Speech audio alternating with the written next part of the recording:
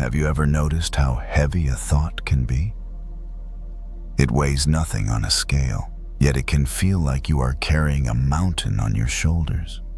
It keeps you awake. It keeps you tight. It keeps you from the peace you deserve. I'm glad you're here. If you are listening to this, it's likely that your day has been long, or your mind is busy. Perhaps you are replaying conversations, worrying about tomorrow, or simply feeling a tension you can't quite name. That is okay. You don't need to force it to stop. And if you feel like it, you can gently let me know in the comments where you're listening from tonight. Sometimes, it's comforting to realize how many of us are quietly sharing this same moment from different corners of the world. You see, the mind is like a guardian dog. It barks at shadows because it wants to protect you. We don't need to yell at the dog to be quiet. We just need to gently let it know that we are safe, so it can lay its head down and rest. For the next hour, I am going to share a collection of stories with you. These aren't just fairy tales. They are mirrors. Some are from the Zen tradition, some from Stoic philosophy, and some are simple metaphors for the human experience. Each story revolves around two things: the art of letting go and the discovery of your inner strength. You don't need to memorize these stories. You don't even need to listen to every word. If you drift off to sleep in the middle of a sentence, that is perfect. That is the goal. Think of my voice as a gentle breeze. You can enjoy it while it's there, but you don't need to hold on to it. Get comfortable now. Adjust your pillows. Let your shoulders drop away from your ears. Unclench your jaw. Let's begin with our first journey, a journey about the weight we choose to carry.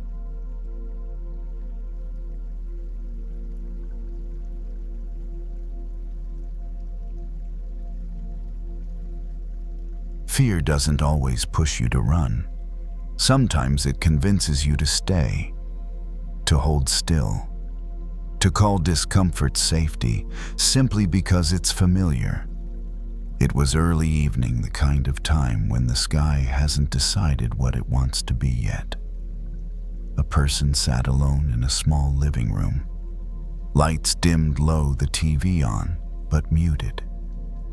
Images moved across the screen without sound, faces talking, laughing, reacting to things that didn't reach the room. The air felt warm, too warm. At first they hadn't noticed it. The heater had been on earlier and the house tended to hold warmth longer than expected. But now, sitting still, they could feel it pressing in. The kind of warmth that doesn't comfort. The kind that makes you restless without explaining why. They shifted on the couch and glanced toward the thermostat. The number was higher than they remembered setting it. They considered getting up to adjust it, then didn't. It's fine, they told themselves. I'll deal with it later. That phrase had been showing up a lot lately.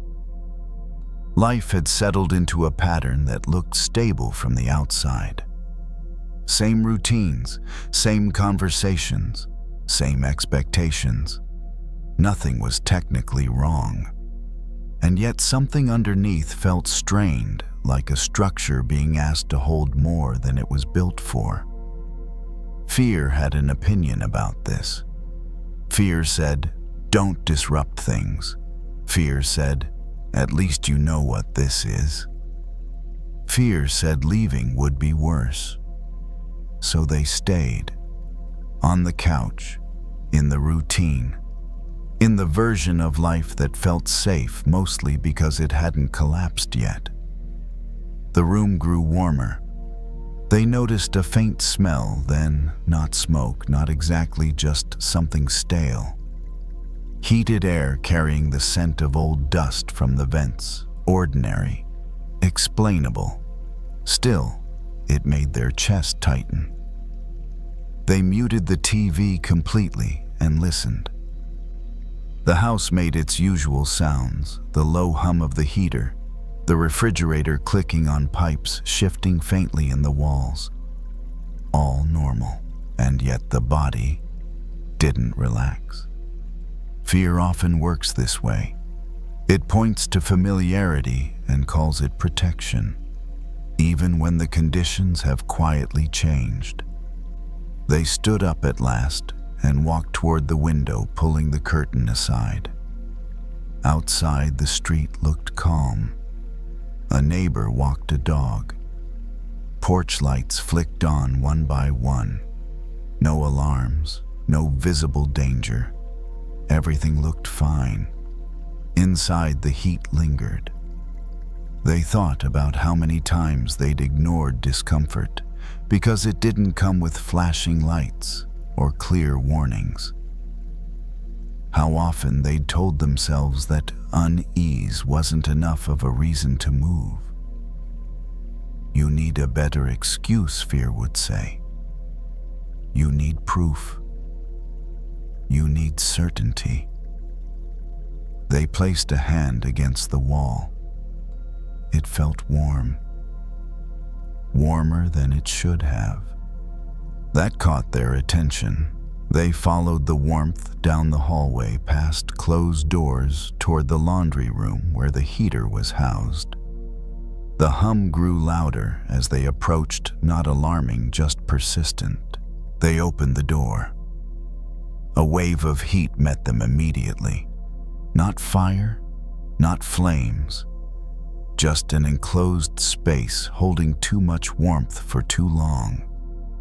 The heater was working harder than it needed to, cycling without pause. It wasn't an emergency, but it wasn't nothing. They turned the dial down and opened a small window nearby. Cool air rushed in, sharp and relieving. The temperature began to shift almost immediately. Standing there, they felt something loosen inside their chest. Relief didn't come from fixing a crisis. It came from acknowledging reality. They realized then how close this felt to something else. How often they'd stayed in situations that were slowly draining them because nothing had caught fire yet. Jobs, roles, expectations, versions of themselves they kept alive long after they'd stopped being livable. Fear had convinced them that leaving required catastrophe. But what if it doesn't? What if recognizing the heat is enough? They stood in the laundry room for a moment longer, breathing in the cooler air. The house began to sound different as the heater quieted. Less strain, less urgency. They thought about how fear frames departure as failure, as quitting, as weakness. But sometimes staying is what burns you. Sometimes the bravest thing isn't enduring the heat. It's stepping out of it. They closed the door gently and returned to the living room. The space already felt more breathable. The couch no longer held the same weight. They sat down again, noticing how different it felt to be there by choice rather than obligation. Fear hadn't disappeared. It hovered nearby, uncertain now. Its argument weakened by the simple fact that nothing terrible had happened when they acted. The house wasn't ruined. The world hadn't ended. They were safer now than they had been before. And that mattered. They leaned back and exhaled, the warmth slowly receding. The thoughts settled quietly without drama. Some places feel safe only because you haven't left them yet. That doesn't mean they aren't burning you. The change in temperature was subtle at first. Not the kind you notice all at once, but the kind your body registers before your thoughts catch up. The air felt lighter, easier to pull in. The room no longer pressed back. They stayed seated, hands resting on their thighs, letting the house recalibrate around them. The heater cycled off. Silence filled the gap it left wide and unfamiliar. It wasn't empty. It was relieved. Fear didn't like that silence. It arrived quietly, trying a different approach. You overreacted. It wasn't that bad. You could have handled it longer. Fear is clever that way. When it can't stop you from moving, it tries to rewrite what just happened. It minimizes discomfort after the fact, as if endurance were the measure of wisdom. They noticed the thought without chasing it. The room told a different story. The walls felt neutral now. The couch no longer held that restless warmth. The body, which had been subtly tense for hours, softened without being instructed to do so. Bodies don't argue with relief. They recognize it immediately. They leaned back and closed their eyes for a moment. The TV screen continued flickering silently, light shifting across the room in slow patterns. A show continued without them. The world went on. They thought about how often they'd been taught to ignore signals like this, to push through discomfort, to call it discipline, to believe that leaving meant something had gone wrong.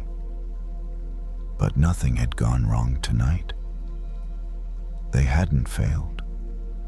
They hadn't caused a scene. They hadn't burned anything down. They had simply opened a window. That realization felt bigger than the room. So many situations in life don't collapse dramatically. They overheat quietly, slowly. The danger isn't sudden loss. It's prolonged exposure. Staying in places that ask too much for too long. Calling it stability because it hasn't exploded yet. Fear keeps people inside those spaces by offering a false choice: stay and suffer, or leave and regret it forever. But there's a third option fear rarely mentions. Adjust, step out, change the conditions. They stood up and walked through the house again, this time noticing details they'd ignored earlier. The way the hallway felt cooler now. The way their shoulders weren't drawn up around their ears. The way each breath landed more fully in the chest. None of that required courage in the dramatic sense. It required honesty. They paused by the open window in the laundry room. Cold air still streamed in, steady and unapologetic. Outside, the night smelled clean, distant, open. They rested a hand on the sill and stayed there. Fear hovered nearby, uncertain now without its usual authority. It couldn't argue with what the body already knew. It could only suggest going back, turning the dial up again, returning to what was familiar. But familiar isn't always safe. And safe isn't always kind. They closed the window part way, leaving it cracked just enough. Balance, not too cold, not too warm. The house didn't need extremes to be livable. That felt important too. They returned to the living room and turned the TV off completely. The sudden quiet was deeper now, more complete. The house had settled into itself. They sat again this time without the urge to escape their own skin. The space felt like somewhere they could stay for a while. Fear hadn't vanished. It probably wouldn't. but it had lost its strongest argument that staying was the only way to remain intact. Sometimes the most dangerous place is the one you keep calling home long after it stops being habitable. And sometimes the safest move isn't running towards something new.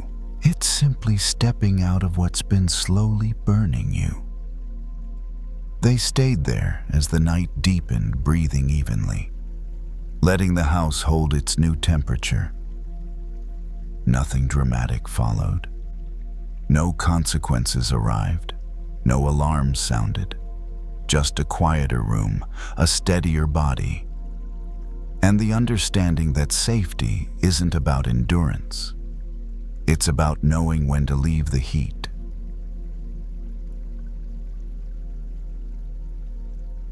He stepped out onto the small rooftop during his lunch break, the door closing softly behind him.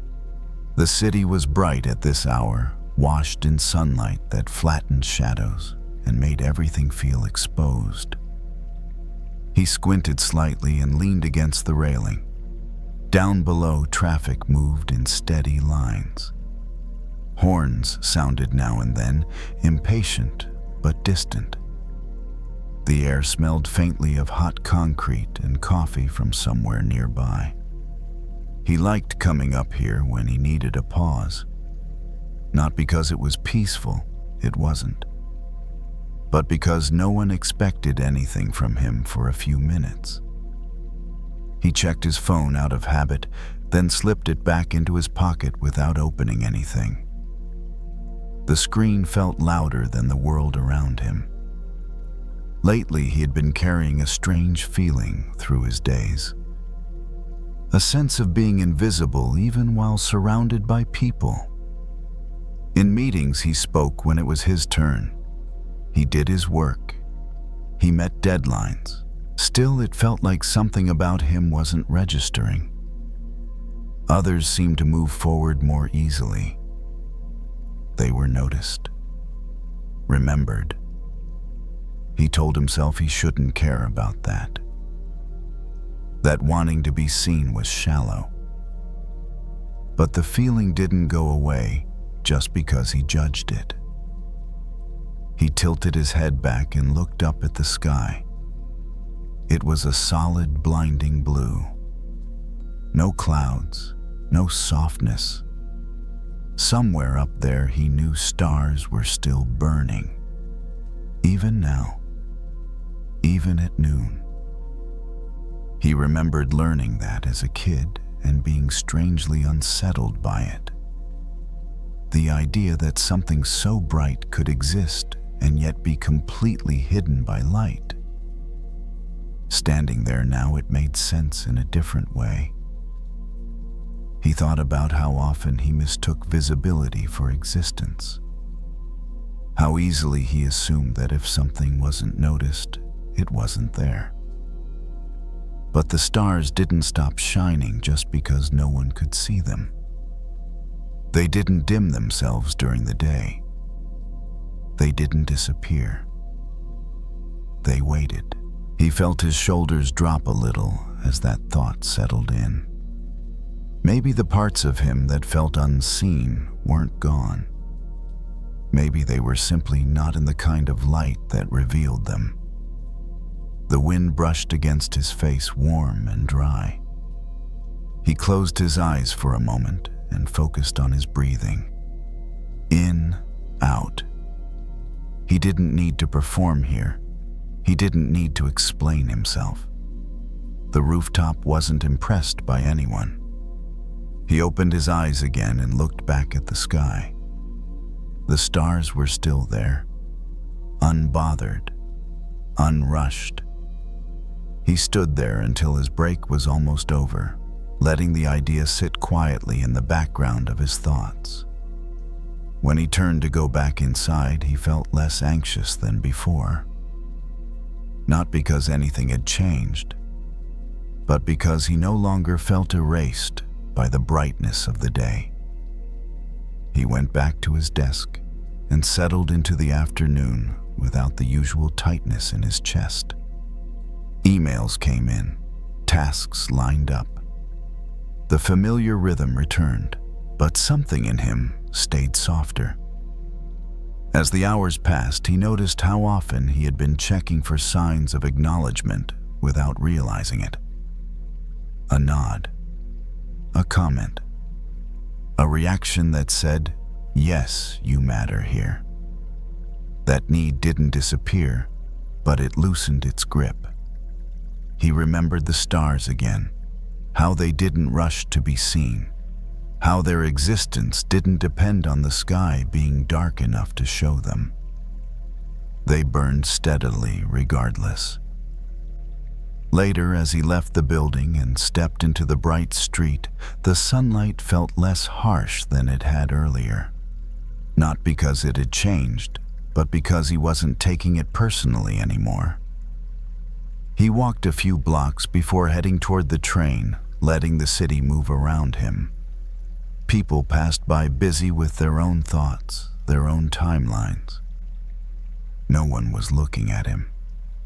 And for once, that didn't sting. He realized that he had been asking the wrong question. Not, am I being seen right now? But am I still here even when I'm not? The answer was quiet but clear. Yes. His worth didn't turn on and off with attention. It didn't fade under brighter lights. There were parts of him that lived in deeper layers, skills, values, kindnesses that didn't always show up on the surface.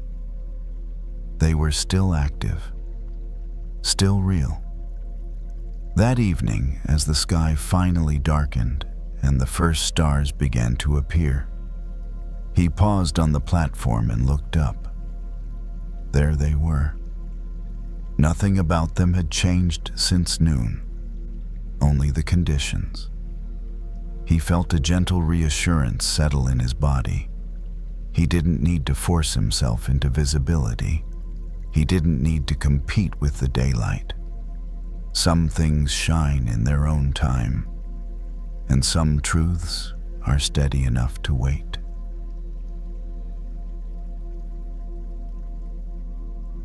Some forms of pressure don't come from being trapped.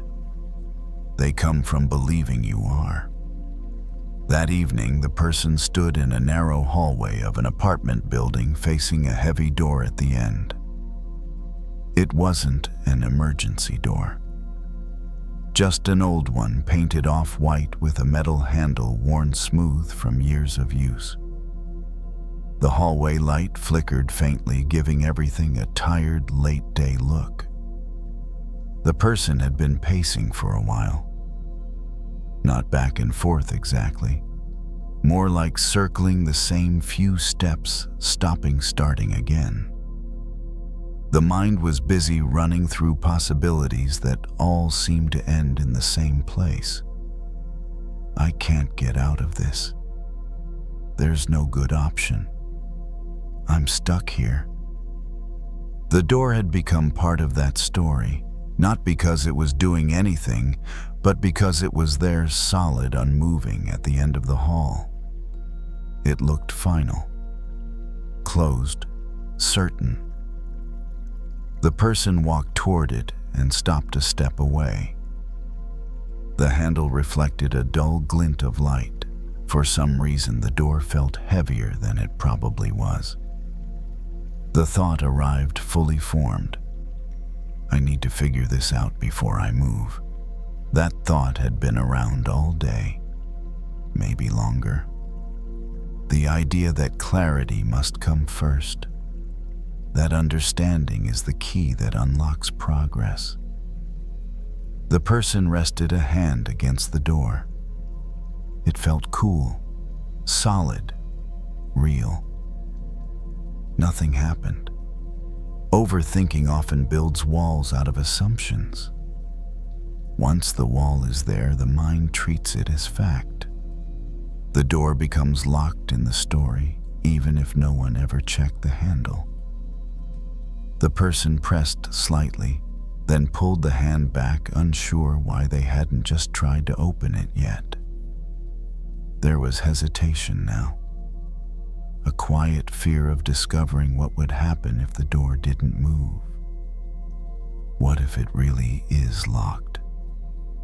What if I'm wrong? What if there's no way through? The hallway was silent. Somewhere far away, a neighbor's TV murmured through a wall. Life continued unconcerned with the standoff happening here. The person leaned against the wall and slid down until sitting on the floor. The door stayed where it was, neutral, uninterested. The thoughts grew louder in the stillness. They always did when there was nothing else to occupy the space. I should have decided earlier. I missed my chance. Now I have to stay here. The pressure in the chest felt familiar.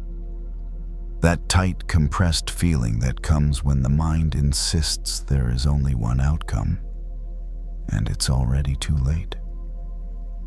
The person looked again at the door from this lower angle. It didn't look different. Still closed. Still quiet. But something shifted, not in the situation, but in attention. What if the door isn't the problem? That thought didn't solve anything. It didn't open the door. But it loosened the grip just enough to create space around the idea of being trapped. The person stood up slowly, not with determination, more with curiosity. They reached for the handle fingers wrapping around the cool metal. There was a pause. The mind braced. The body tensed, expecting resistance. The handle turned easily. The door didn't fly open. It didn't make a dramatic sound. It just moved smoothly, quietly, like it had always been able to. The person stopped mid-motion, surprised. The opening revealed another hallway beyond, similar lighting, similar walls, nothing remarkable. Just space. The door hadn't been locked at all. The person stood there for a moment, hand still on the handle, absorbing the feeling. Not relief exactly. More like disbelief mixed with something softer. All that time, all that pressure. And the door was never closed. The mind tried to respond, to turn this into a lesson, a conclusion, a warning. But before it could, another realization slipped in. The door hadn't changed. Only the assumption had. The person stepped through slowly, not rushing, not celebrating, just moving into the open space beyond, aware of how easily the body followed once the idea of being trapped dissolved. Behind them, the door stayed where it was, open now but unchanged in nature. It had never been an obstacle. It had just been part of the scenery. The person paused a few steps into the next hall, noticing how different the body felt. Lighter, less compressed. Not because everything was solved, but because one heavy belief had quietly fallen away. The thought returned gentler this time. Maybe some exits don't require effort. They require checking. And with that, the person continued on, leaving the door behind, not defeated, not triumphant, just no longer mistaken for a barrier. The next hallway felt no different from the first. Same worn carpet, same low hum from the lights overhead. And yet the person noticed how the body moved through it with less resistance. Steps felt easier, breathing deeper. The situation itself hadn't changed much. There were still decisions waiting, still uncertainty ahead. But something fundamental had shifted. The sense of being trapped had lost its grip. The person slowed near a corner and leaned briefly against the wall. The cool surface pressed gently through the jacket. The mind began to replay the earlier moment at the door, not with urgency but with a kind of quiet curiosity. How many times had something like this happened before? Moments when the mind assumed there was no way forward, when options felt exhausted before they were even tested, when the effort went into thinking rather than checking. Overthinking builds its own architecture. It creates barriers out of hesitation, fear, and imagined outcomes. Once built, those barriers feel solid, real, unavoidable. But many of them aren't locked. They're just untested. The person walked on, passing a stairwell. The door there was open, revealing a narrow set of concrete steps leading down. It was another path, not necessarily the one to take now, but visible, available. That felt important. Choice doesn't always arrive with clarity. Sometimes it arrives as access. The mind tried to grasp this, to organize it into a principle, but the person didn't linger there. The hallway continued, and the body followed. At the end, a window overlooked the street below.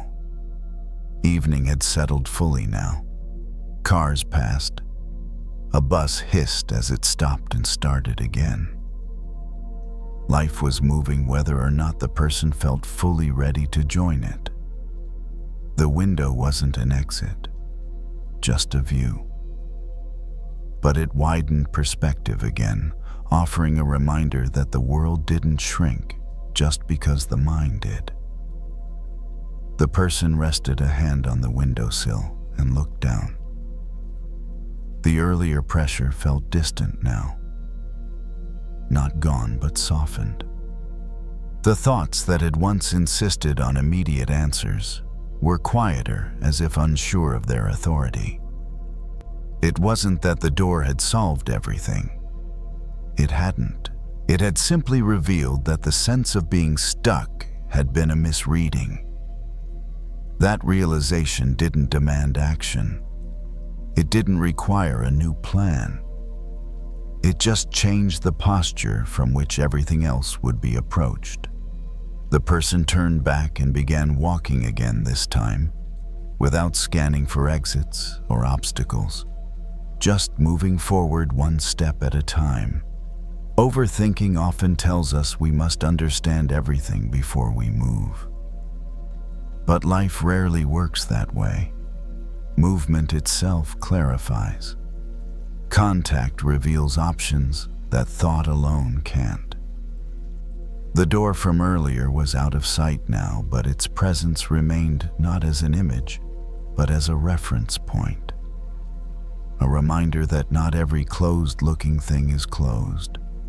Not every pause is a dead end. The person reached the end of the hall and pushed through another door, this one leading outside. Cool air met the face immediately. The night was calm.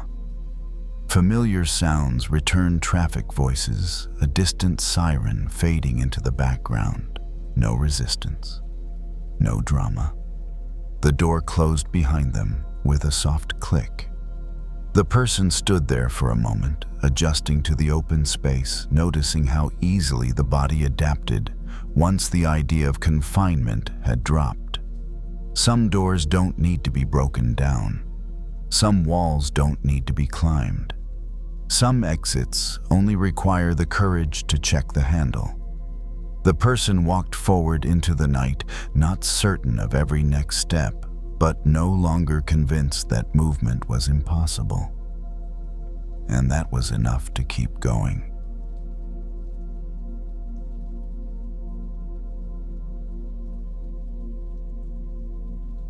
She noticed the knot in the cord before she noticed her mood. It was a phone charger pulled out of her bag and dropped onto the kitchen counter without looking. When she reached for it again, the cord came up in a tight, ugly twist, loops folded into each other, one end trapped somewhere in the middle. The kind of tangle that makes you sigh before you even touch it. Her first instinct was immediate. She tugged. The cord resisted, stiff and uncooperative. She pulled harder, the way she always did when something didn't move fast enough. The knot tightened. One loop cinched down on another, smaller, now more stubborn. She felt irritation rise in her chest, quick and familiar. Not because of the charger. The charger was just convenient. It had been building all day. Earlier, there had been a disagreement.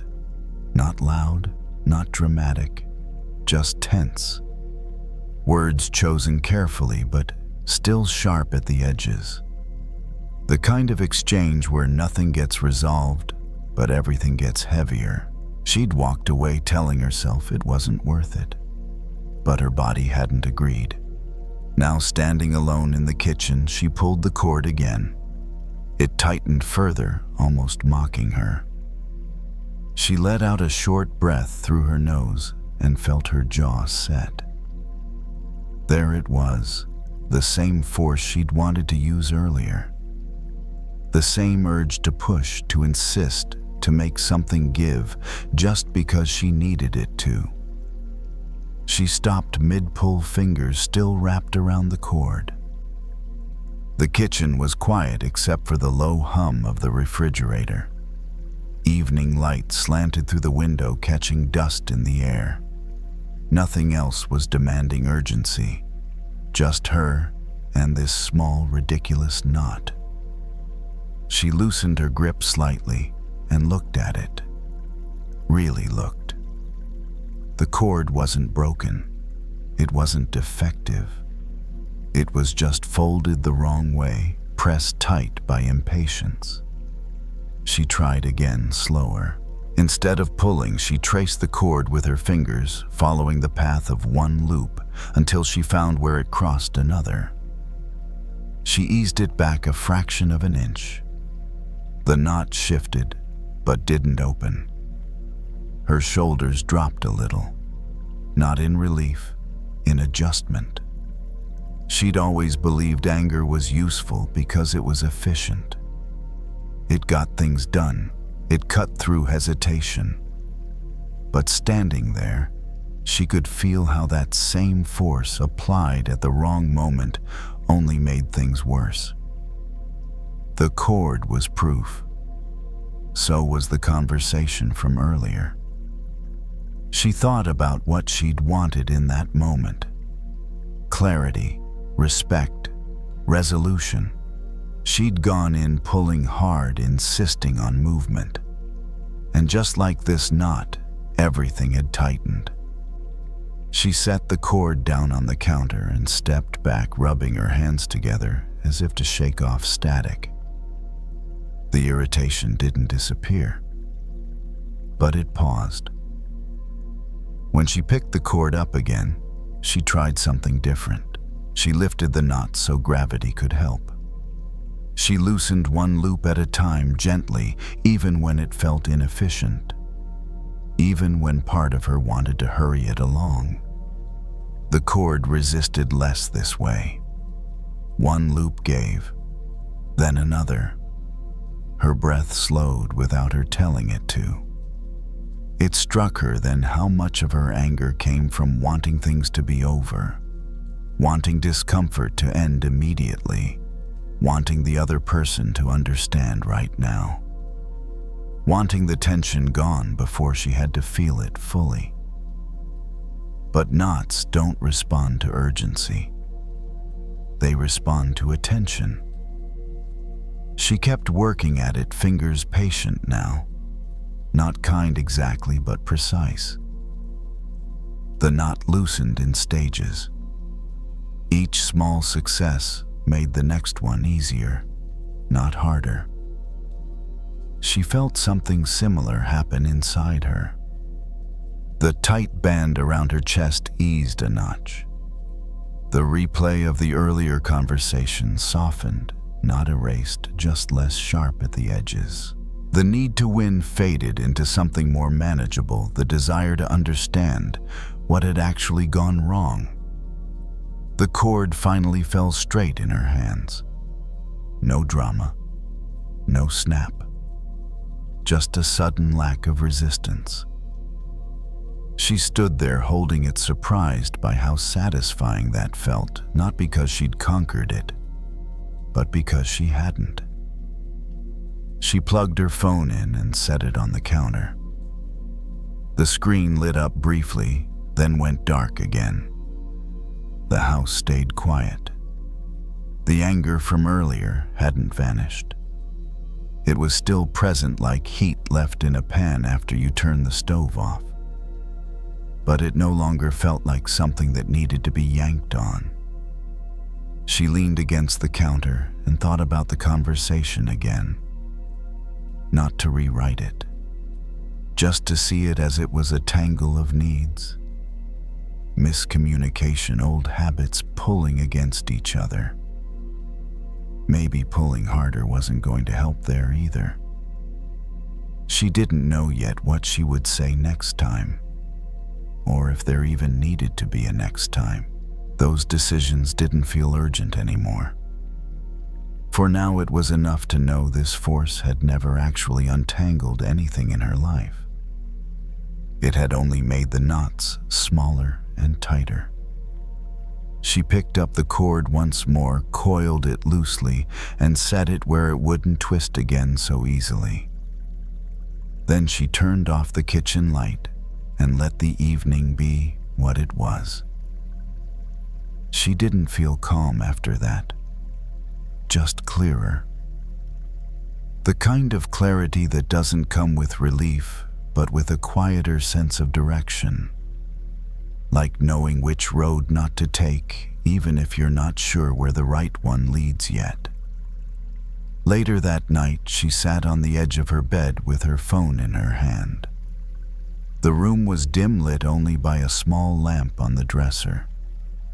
Outside, a car passed, and then the sound faded, leaving the street empty again.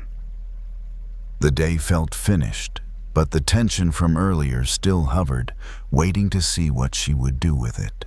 Her thumb hovered over the screen just like it had so many times before. There was a message she could send, a reply she'd already formed in her head. It wasn't cruel. It was firm. Sharp in that controlled way that still carried heat. The kind of message that said, "I'm right, and now you'll understand why." She felt the same pull she'd felt with the charger. That urge to tug, to tighten the line and force a shape into place. She noticed it before acting on it. That didn't make the urge go away. It just stopped it from being invisible. She set the phone down beside her and rested her hands on her thighs. The memory of the cord came back not as a metaphor she analyzed, but as a sensation. The resistance, the tightening, the way force had backfired. She asked herself one simple question, without drama. If I pull here, does anything actually loosen? She already knew the answer. Anger, she was realizing, often comes from wanting a quick fix for a slow problem, wanting understanding on demand, wanting people to change in the moment you finally speak up, wanting the knot to disappear just because you're tired of looking at it. But some knots weren't made in one motion. They were made slowly over time, and they came undone the same way. She picked the phone back up and opened a blank note instead of the message thread. She wrote what she would have sent. Every word, every sharp edge. She didn't censor it. She let it spill out exactly as it wanted to. When she finished, She didn't feel lighter, but she felt steadier, like the pressure had moved out of her chest and into the page where it couldn't tighten anything further. She closed the note and didn't save it. The room felt quieter after that. Not peaceful, just less charged. She lay back on the bed and stared at the ceiling. The anger shifted again, losing its urgency. It became information instead of a command. A signal saying something here matters, something needs attention, not necessarily right now. That distinction mattered more than she'd expected. Tomorrow she could choose a different approach. She could speak without yanking. She could name what bothered her without trying to force agreement. Or she could decide that some tangles weren't hers to work on at all. Those options hadn't existed earlier when everything felt tight. She turned off the lamp and let the room go dark. The phone stayed face down on the dresser. The charger lay neatly coiled nearby, loose enough that it wouldn't knot itself again overnight. Her body remembered that looseness as she settled under the covers. Her shoulders dropped into the mattress. Her breath evened out, not because she told it to, but because nothing was pulling at it anymore. The situation hadn't resolved. The relationship hadn't magically smoothed out. The knot wasn't gone, it was just no longer being yanked on. And for tonight, that was enough. She drifted toward sleep, knowing one thing clearly. Not every problem responds to force, and not every answer needs to be pulled out of the dark. Some things untangle when you stop fighting them and give them space to loosen on their own.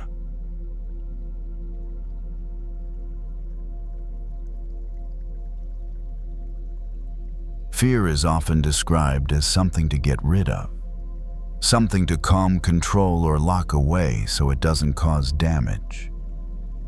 But some fears don't quiet down when you try to restrain them. They push back harder. They kick, they pull. They exhaust you until you're too tired to stay balanced. It was late evening, the hour when the neighborhood softened. Porch lights were on, but not bright. The street was quiet enough that footsteps carried farther than usual. A person walked slowly along the sidewalk, jacket zipped halfway, hands tucked into pockets, more out of habit than cold. They hadn't planned to go for a walk. The idea came after pacing the living room one too many times, picking up a phone and setting it down again, feeling that restless pressure that doesn't point to any specific problem, just a need to move. Their breath was a little shallow at first, not panicked, just alert, as if the body was braced for something it couldn't name. Fear had been like that lately. Not dramatic, not sharp. More like a constant pull on the reins. A sense that if they didn't stay vigilant, something would run off course. They passed houses that all looked similar in the low light. Lawns trimmed, cars parked neatly, windows glowing with other people's evenings. Ordinary scenes that somehow made their own inner tension stand out more clearly. Fear has a way of doing that. It makes normal life feel like something you're failing to keep up with. They tighten their grip on the phone in their pocket, thumb brushing the screen without taking it out. A familiar urge surfaced, check something. Messages, news, anything that might explain or justify this feeling. They resisted, not as a discipline, but because they already knew it wouldn't help. The sidewalk dipped slightly as it curved around a corner. A dog barked once, then went quiet. Leaves scraped along the pavement in a thin line pushed by a light breeze. The body started to settle into the rhythm of walking. Step, shift, step. The mind followed more slowly, still scanning, still tense. Fear spoke up as it tends to do when things get quiet. You should be more careful. You should be prepared. You don't know what's coming. It sounded reasonable. It always does. They thought about how much energy had gone into trying to control that voice. Deep breathing, distraction, positive thinking.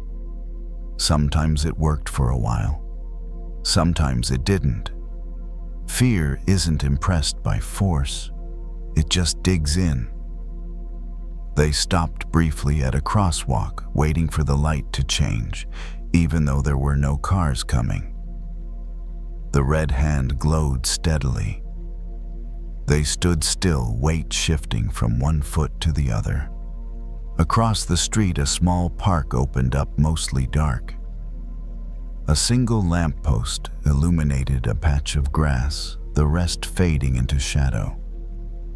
They remembered something they'd once heard, a simple image that hadn't meant much at the time. A wild horse. Strong, fast, unpredictable. If you try to lock a wild horse in a small pen, it doesn't become calm. It becomes dangerous. It panics. It breaks itself trying to escape. But if you learn how to ride it, if you move with its energy instead of against it, something else becomes possible.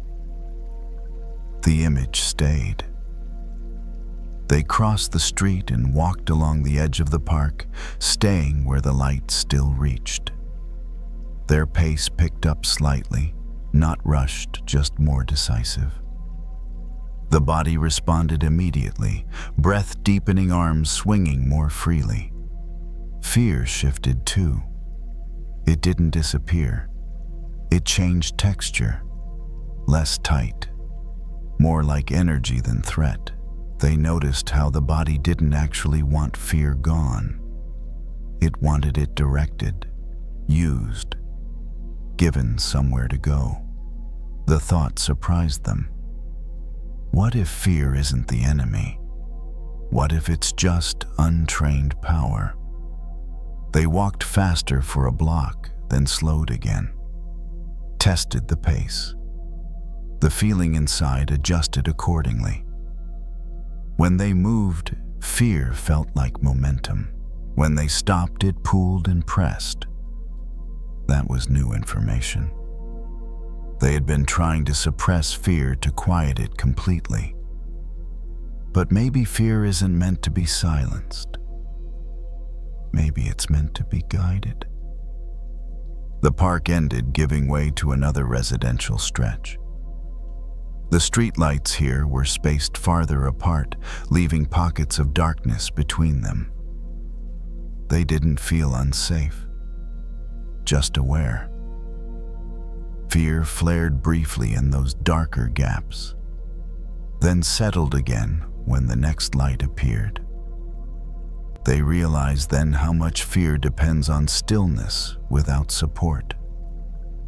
When there's no movement, no rhythm, the mind fills the space with imagined threats.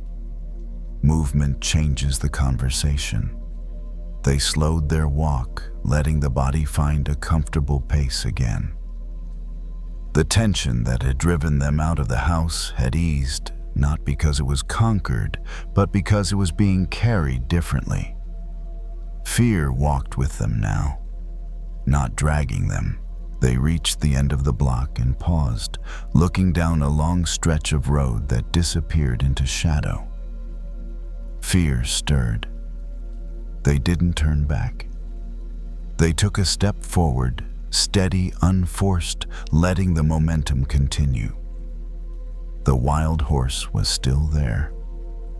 But for the first time, it wasn't running away with them. They kept walking, letting the night set the pace instead of their thoughts. The street stretched out ahead, quiet and unremarkable, and that ordinariness felt grounding. No decisions needed to be made out here. No conclusions reached. Just forward motion. The fear was still present, but it had stopped pulling so hard.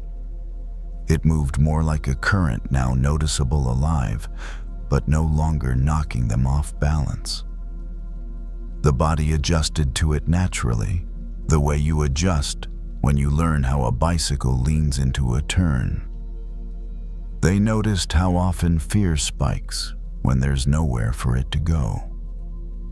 When you're sitting still, staring at the same walls, replaying the same questions, fear builds pressure in closed spaces. Out here, it had room. They passed a driveway where a sprinkler clicked on spraying water in a slow arc. The sound was rhythmic, almost soothing. Mist caught the light briefly, then vanished. Another small reminder that movement doesn't have to be forceful to be effective. The thought returned clearer. Now a fear isn't asking to be erased. It's asking to be handled. They had spent so much time trying to calm themselves down, to convince their body there was nothing to worry about. But the body hadn't needed convincing. It had needed direction. Fear, like a wild horse, carries strength, alertness, speed. It notices things before logic does. But without guidance, it runs in circles, burning energy without going anywhere.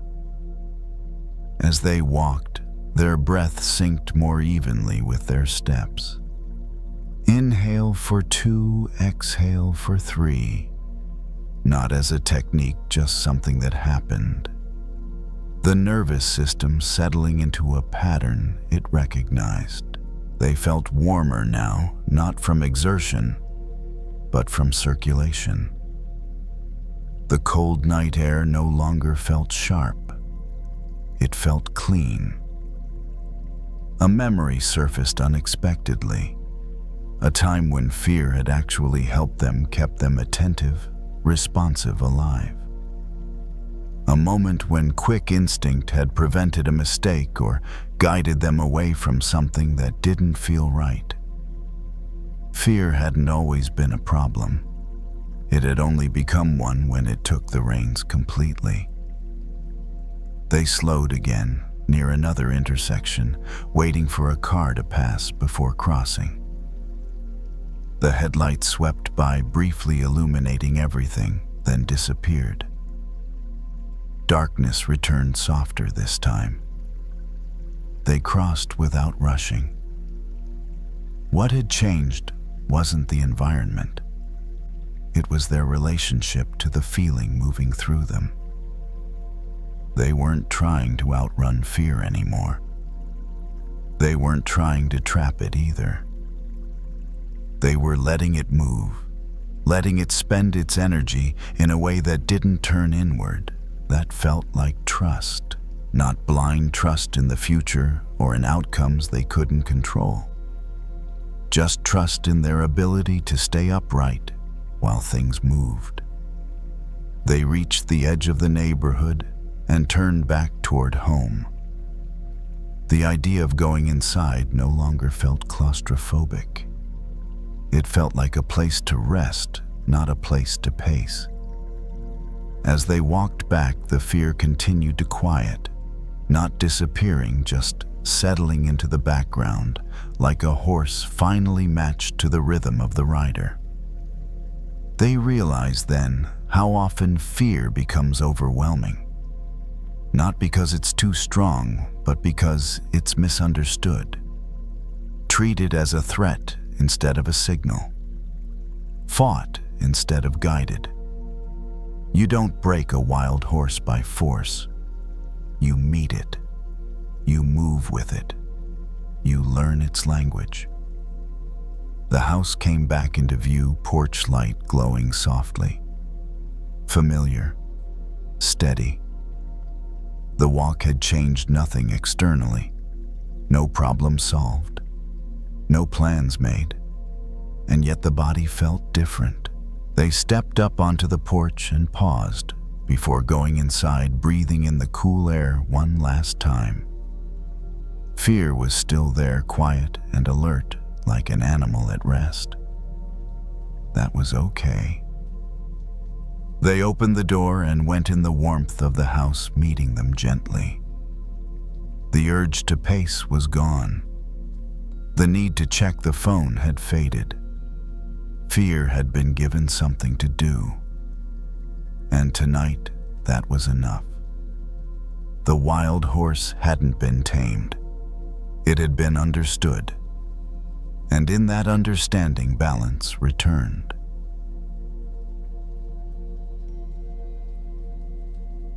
She didn't mean to drop the bowl. It slipped from her hands while she was drying it, the towel catching on the edge just enough to twist it out of her grip. It hit the floor with a sharp sound, louder than she expected. Then silence.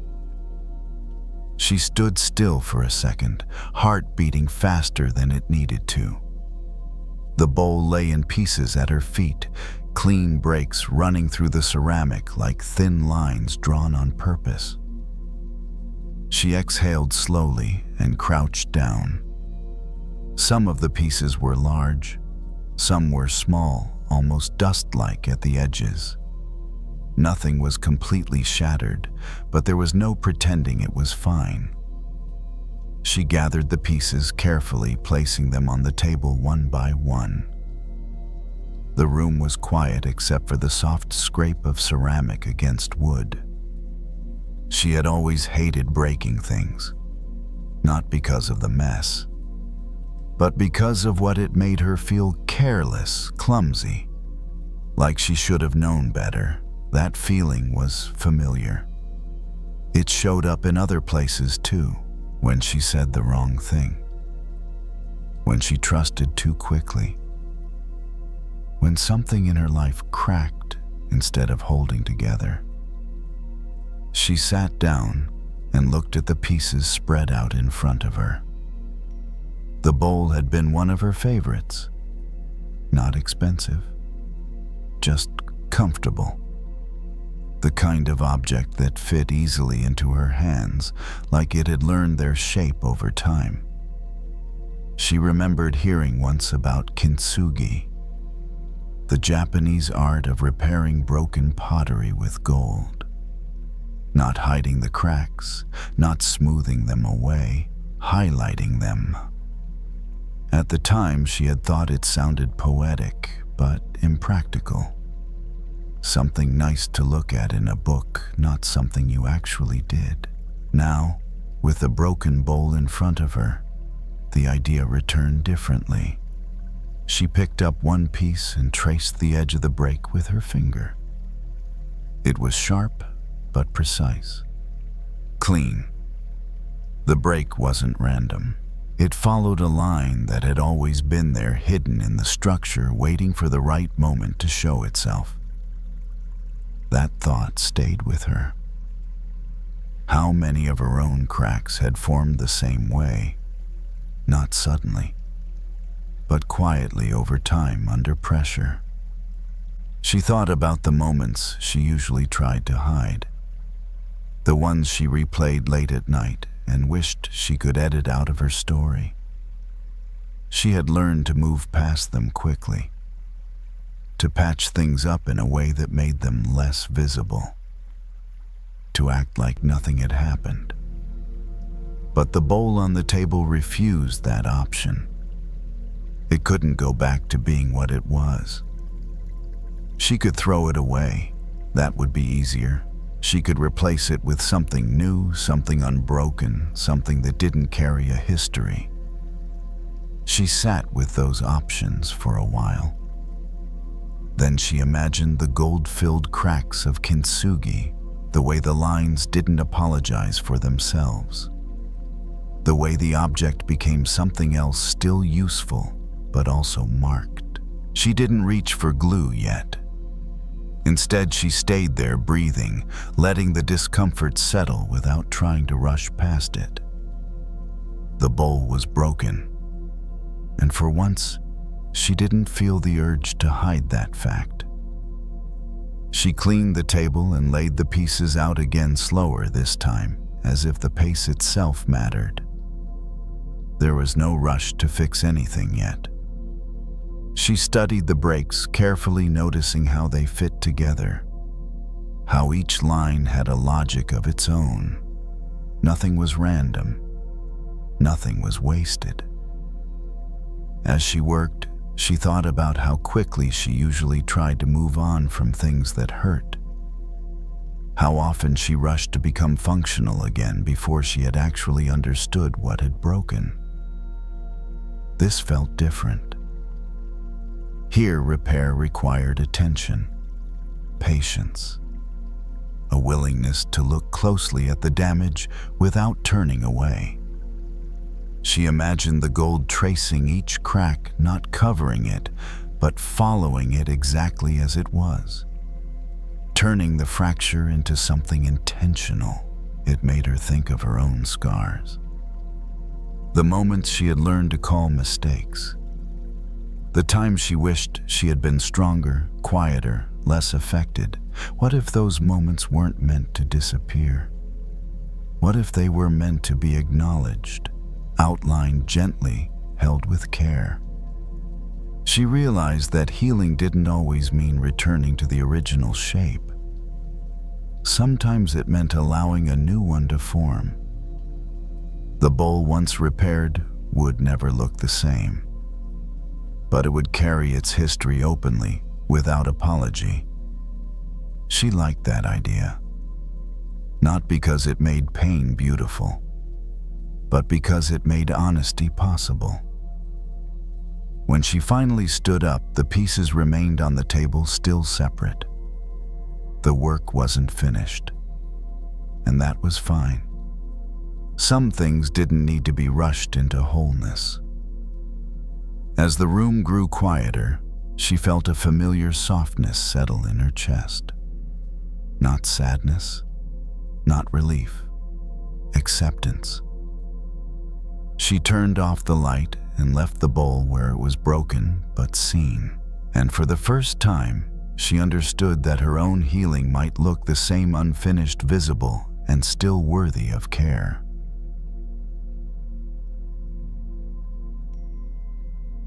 Some thoughts don't need answers. They need permission to fall. That afternoon, the person was walking through a small park near home. Not a destination walk, just a loop around familiar paths, the kind taken without expectation. The air carried the quiet chill of late autumn, cool, but not sharp. Leaves had gathered everywhere along the edges of the path, beneath benches around the bases of trees. The person walked slowly, hands in pockets, shoulders slightly hunched against the breeze. The day had been full of thinking, not urgent thinking, persistent thinking, the kind that circles without landing. Did I handle that right? What if I misunderstood something? Why does this keep coming back?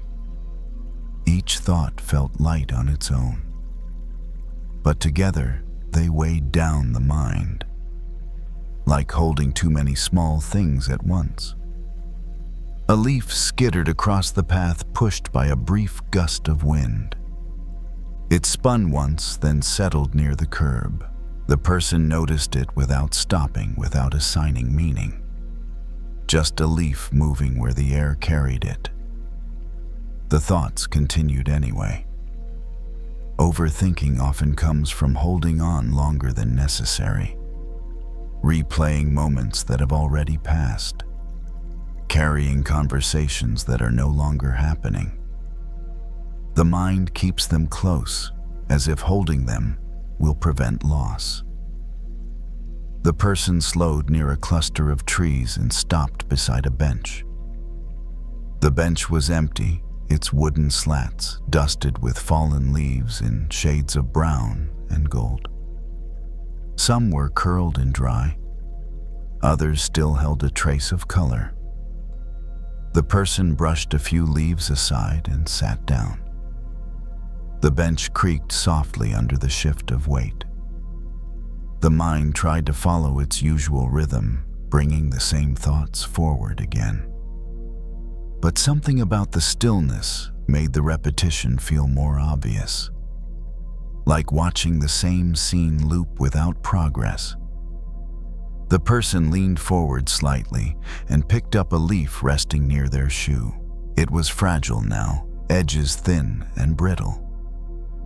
When turned over, the veins were clearly visible, branching outward from the center. This leaf had once been green. It had once been part of something alive and growing. Now, it had let go. Not in a dramatic way, not as a decision, just as a natural response to time. The person rolled the leaf gently between two fingers.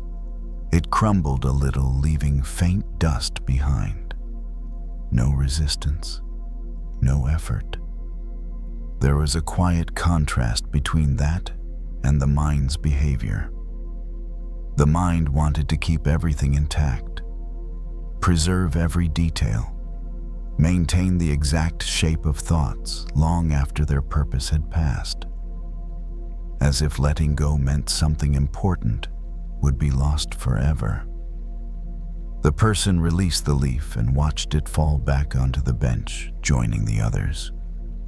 It didn't stand out. It didn't disappear. It simply returned to where it belonged. The wind moved through the trees again. More leaves loosened and drifted down, landing without sound. The ground didn't try to catch them. The branches didn't hold them back. The person leaned back against the bench and let the shoulders drop. A breath came and went, without direction. The thoughts still appeared, but they didn't feel as solid. One thought surfaced clearly: maybe I don't need to carry this right now. It wasn't a conclusion, just a possibility. The person watched another leaf fall, this one slower, turning gently as it descended. It didn't rush. It didn't hesitate. It moved as it was meant to. Overthinking often adds urgency where none exists. It convinces the mind that now is the only moment to solve, to decide to fix. But the park offered a different pace. Everything here moved according to its own timing. The person sat there longer than planned, watching leaves gather where they would, unbothered by order or arrangement. The ground accepted them without question. A few thoughts tried to cling, unfinished ideas, imagined futures, but they felt less convincing here, less worthy of being held so tightly. The person stood up slowly and brushed the bench clean again, though there was no real need. The leaves returned almost immediately, drifting back as the wind shifted. That small futility was oddly comforting. You can clear space, but you don't have to control what falls. The person stepped back onto the path and continued walking. Leaves crunched softly underfoot, breaking apart with each step. They didn't protest. They didn't linger.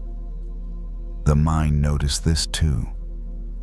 Some thoughts are meant to fall away on their own, not pushed, not solved, just allowed to return to the ground. And as the person walked on, that idea stayed not as something to remember, but as something already happening. The path curved gently ahead, disappearing behind a line of trees. The person followed it without thinking much about where it led. shoes moved through dry leaves, each step producing a soft, uneven sound. Some leaves cracked, others folded quietly into the ground. The mind noticed the sound, then let it go. A little farther along the path widened into a small clearing. Sunlight filtered through the branches in thin lines, catching dust in the air.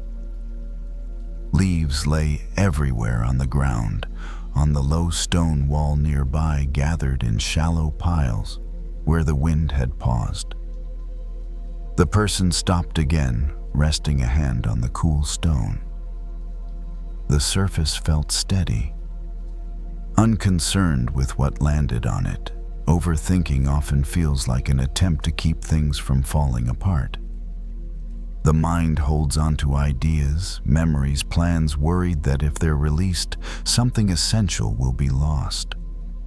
But here, nothing seemed to be missing. The trees weren't bare because they had failed. They were bare because it was time. The person watched as another leaf detached and drifted down slow and uneven. It didn't fall straight. It wandered, changed direction, then finally settled near the base of the tree.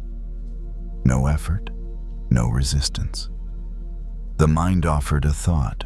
What if I just let this pass? It wasn't a command.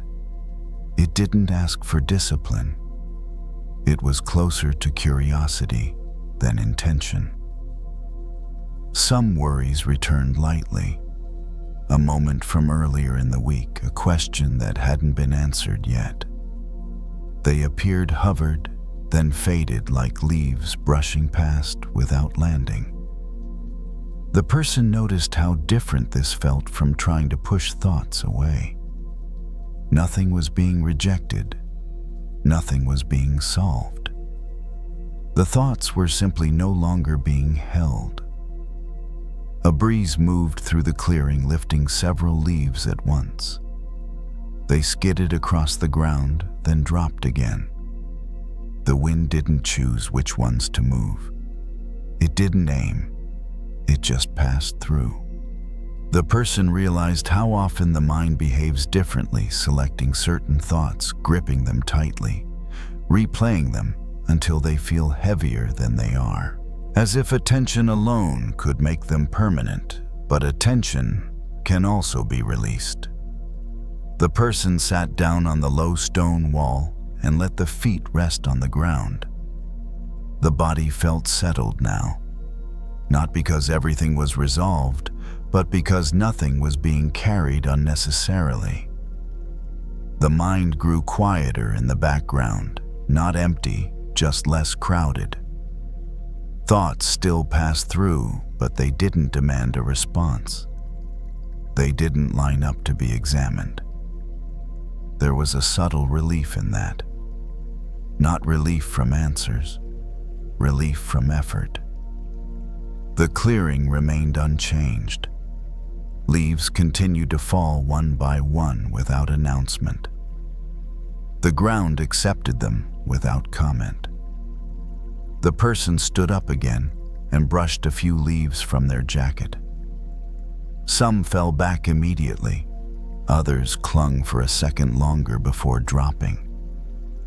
That felt familiar too. Some thoughts fall right away. Others take a little time. Neither needs to be forced. As the person walked toward the edge of the park, the sounds of the neighborhood returned, cars in the distance, a door closing somewhere, a faint voice carried by the air. Ordinary life waited just beyond the trees. The person didn't feel lighter in a dramatic way. There was no sense of breakthrough, just a quiet reduction in pressure. Less holding, less arranging. The worries from earlier would probably come back later, in different forms, on different days. That was part of being human. But now, there was an understanding that didn't need to be remembered actively. Thoughts don't need to be cleared for peace to appear. They only need to stop being collected. Leaves don't fall because the tree forces them to. They fall because the season changes. The person stepped out of the park and onto the sidewalk carrying nothing extra, letting the rest return to the ground behind them. And that was enough.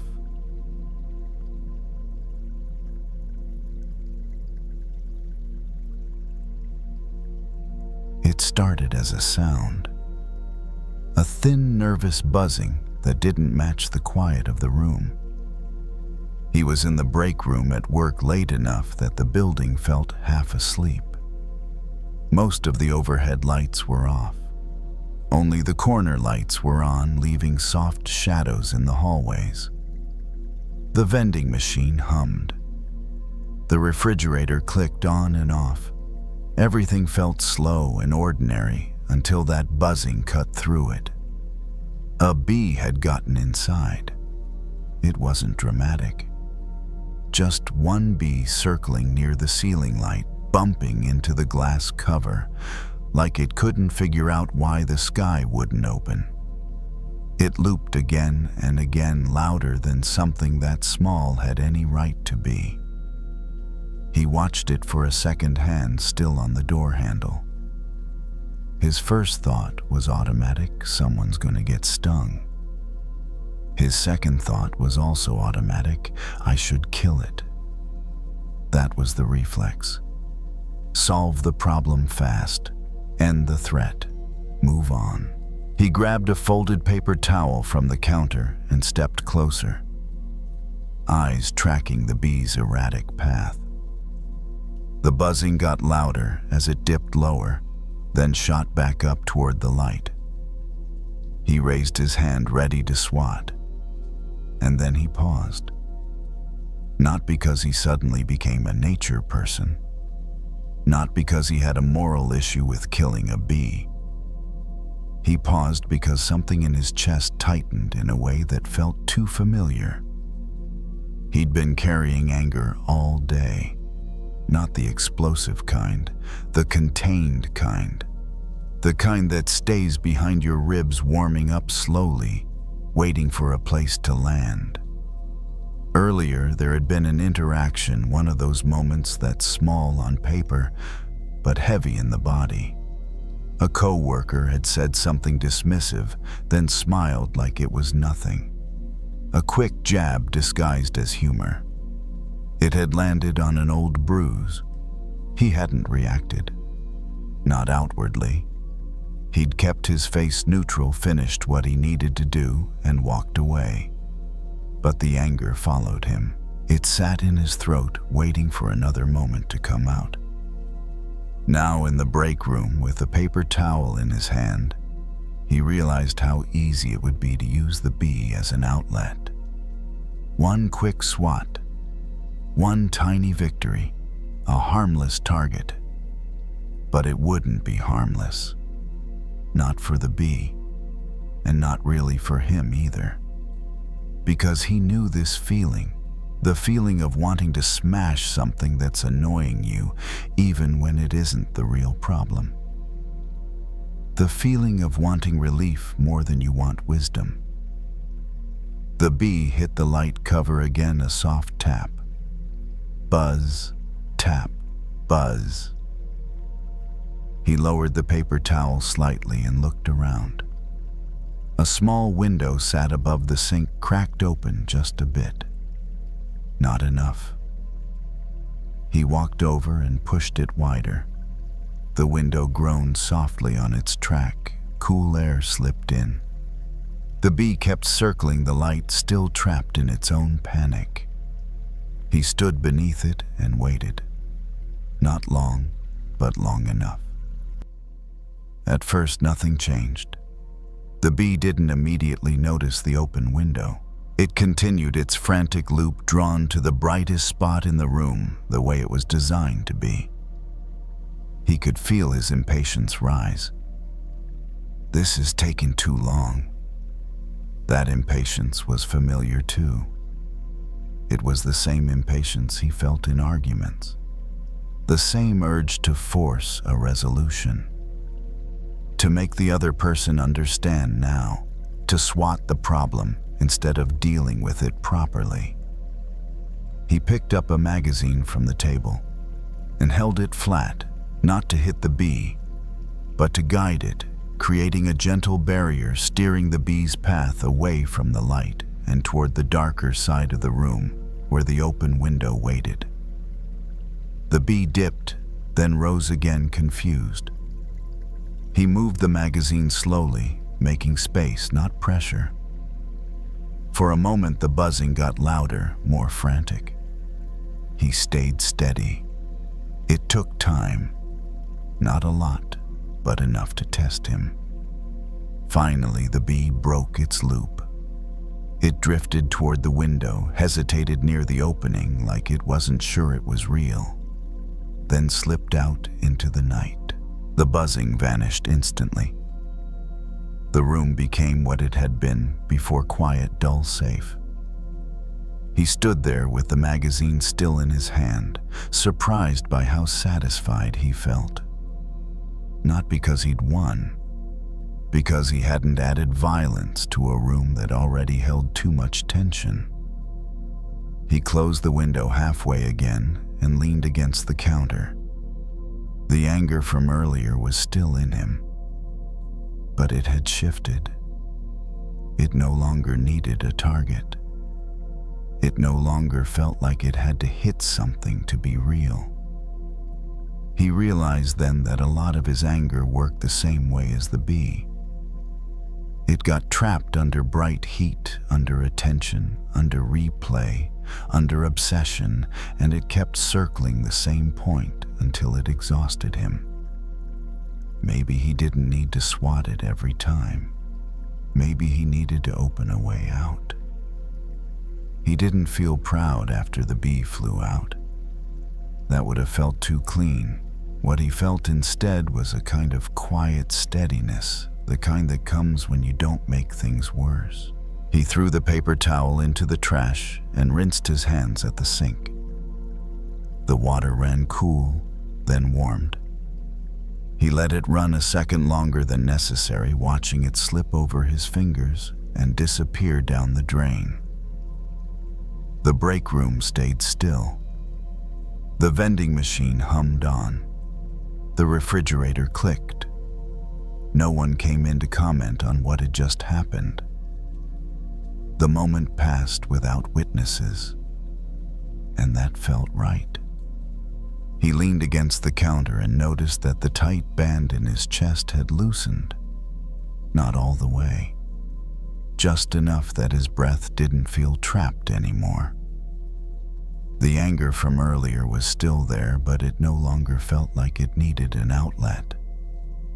On his drive home, the image of the bee returned not as a symbol he was trying to decode, but as a simple memory. The frantic looping, the way it kept hitting the light, the way it hadn't needed punishment. It had needed an exit. Traffic was light. Street lights passed in steady intervals. His hands rested easily on the steering wheel. He thought again about the coworker, the comment, the smile that had followed like it was all a joke. He felt the familiar spark flare, but it didn't catch this time. There was space around it now. He didn't rehearse a confrontation. He didn't draft a message in his head. He just noticed the anger as it rose and let it move through without gripping it. At home, he kicked off his shoes and dropped his keys into the bowl by the door. The apartment greeted him with the quiet he'd been craving all day. He didn't turn on the TV. He didn't reach for his phone. He stood by the window for a moment, looking out at the dark street. A porch light glowed across the way. A cat crossed the sidewalk and disappeared under a parked car. The world didn't seem interested in his frustration, and that helped. He realized then how often he treated anger like a problem that had to be crushed or expressed immediately. like something dangerous that couldn't be allowed to linger. But anger wasn't a bomb. It was more like that be uncomfortable, disruptive, loud, but not evil. It didn't need to be destroyed. It needed direction. That didn't mean letting people walk all over him. It didn't mean staying silent forever. It just meant choosing when and how to respond instead of letting the heat decide for him. He poured himself a glass of water and drank it slowly. The coolness settled him further. The night felt wide, unhurried. Tomorrow he might speak up. Or he might decide that the comment wasn't worth his energy after all. Either way, he would be choosing from a clearer place, not from the buzz of a trapped moment. He turned off the last light and let the room darken. The anger hadn't disappeared, but it had found an open window. And without being fed, it drifted out on its own.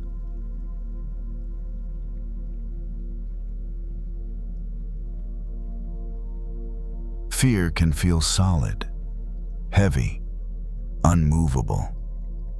The kind of thing you bump into again and again, no matter which way you turn. It convinces you that this is how things are now, fixed, frozen in place.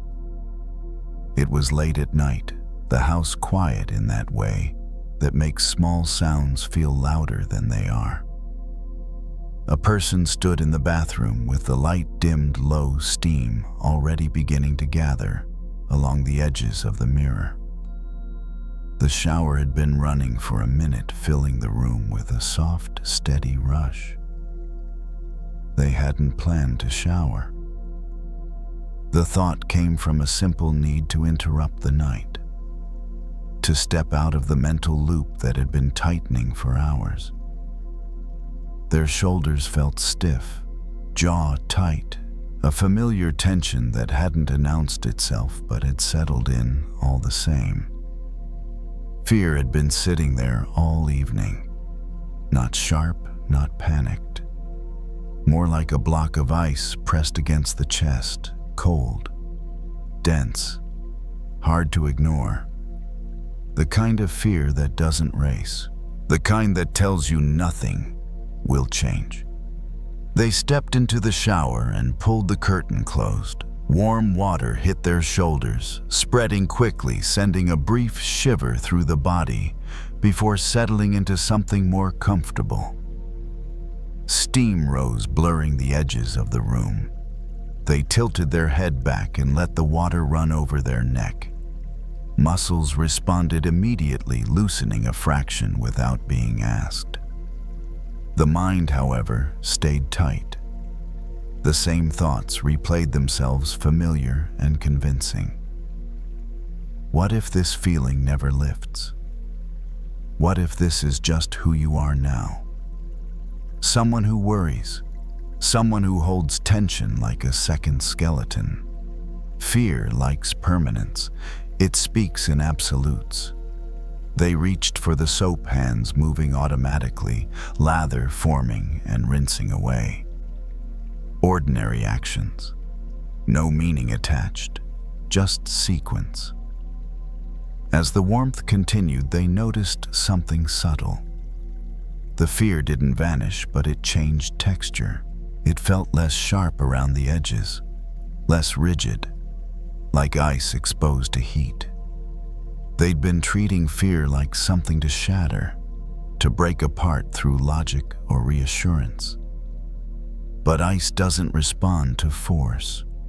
Hitting it only makes it harder, colder, more dangerous. Ice responds to warmth. The thought landed gently without instruction. They pressed their palms against the tiled wall, feeling the heat seep into their skin. Breath slowed naturally, not deep, just easier. Fear shifted again, still there, still noticeable, but no longer immovable. They realized how rarely they'd approached fear this way. Not with arguments, not with strategies, just with attention that wasn't hostile. Awareness has a temperature. Cold awareness judges, warm awareness notices. The water ran steadily indifferent to their thoughts. It didn't rush, it didn't pause.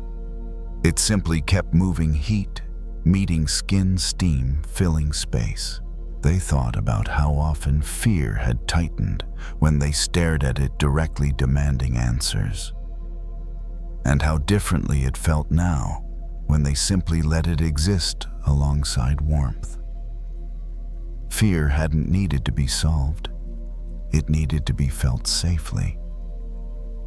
They rested their forehead briefly against the wall, eyes closed, letting the sound of the water replace the noise in their head. The bathroom disappeared into soft blur. No edges, no sharp lines. The block of ice in their chest began to feel less like a block and more like a shape that could change. Not gone, just softening. They stayed there longer than necessary, not timing it, not monitoring progress.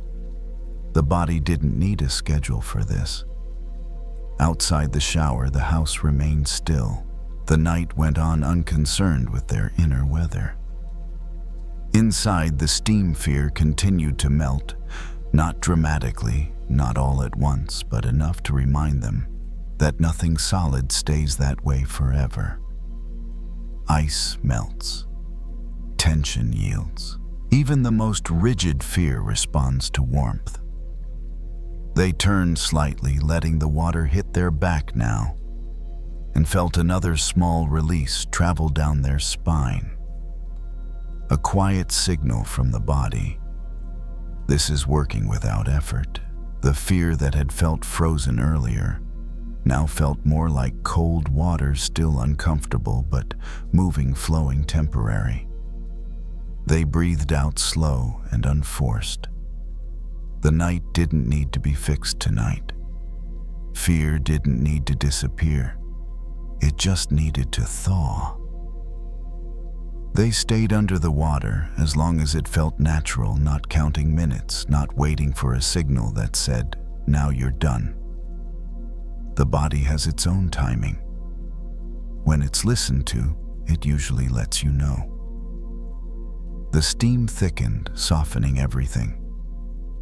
The mirror was completely fogged now. No reflection left to examine. That too felt like a relief. No need to see themselves. No need to check how they looked or whether anything had changed. Fear doesn't need an audience to soften. It needs permission. They reached up and turned the water slightly warmer. Just a small adjustment. The heat spread evenly. Not intense, just consistent. Their shoulders dropped another notch. Jaw unclenched. Breath found a slower rhythm without instruction. The fear was still present, but it no longer felt like a solid mass. It had become something closer to sensation, coolness here, tightness there, rather than a single overwhelming thing. That difference mattered. Fear becomes unbearable when it's treated as an object. This fear, this problem, this thing I have to get rid of. When it's broken into sensations, it becomes workable, human-sized. They noticed the water tracing paths down their arms, collecting briefly at the elbows before falling away. Nothing stayed. Everything moved on. Change didn't require effort. It required conditions. They thought about how often they'd tried to force themselves out of fear, talk themselves up, calm themselves down, tell themselves they were being irrational. None of that had worked for long. Warmth was working. Not warmth as comfort alone, but warmth as attention without judgment. staying present long enough for the body to realize it wasn't under attack. The water continued its steady sound, filling the room with something neutral and reliable. The nervous system leaned into that reliability, letting go of its watchfulness bit by bit. Fear shifted again, growing quieter, not because it had been dismissed, but because it had been received. They turned the water off eventually. The sudden quiet was noticeable, but not jarring. Droplets continued to fall from the curtain and tiles, little echoes of movement. They reached for a towel and wrapped it around themselves. The fabric warm and heavy from the steam. Another layer of heat. Another signal of safety. As they stepped out onto the bath mat, they felt the difference clearly now. Not perfect calm, not happiness, just space, space around the fear. They wiped a small circle in the fogged mirror with their hand. Their reflection appeared briefly soft-edged, unremarkable, familiar. They didn't linger. They let the steam close in again. Fear had lost its claim of permanence. It might come back later.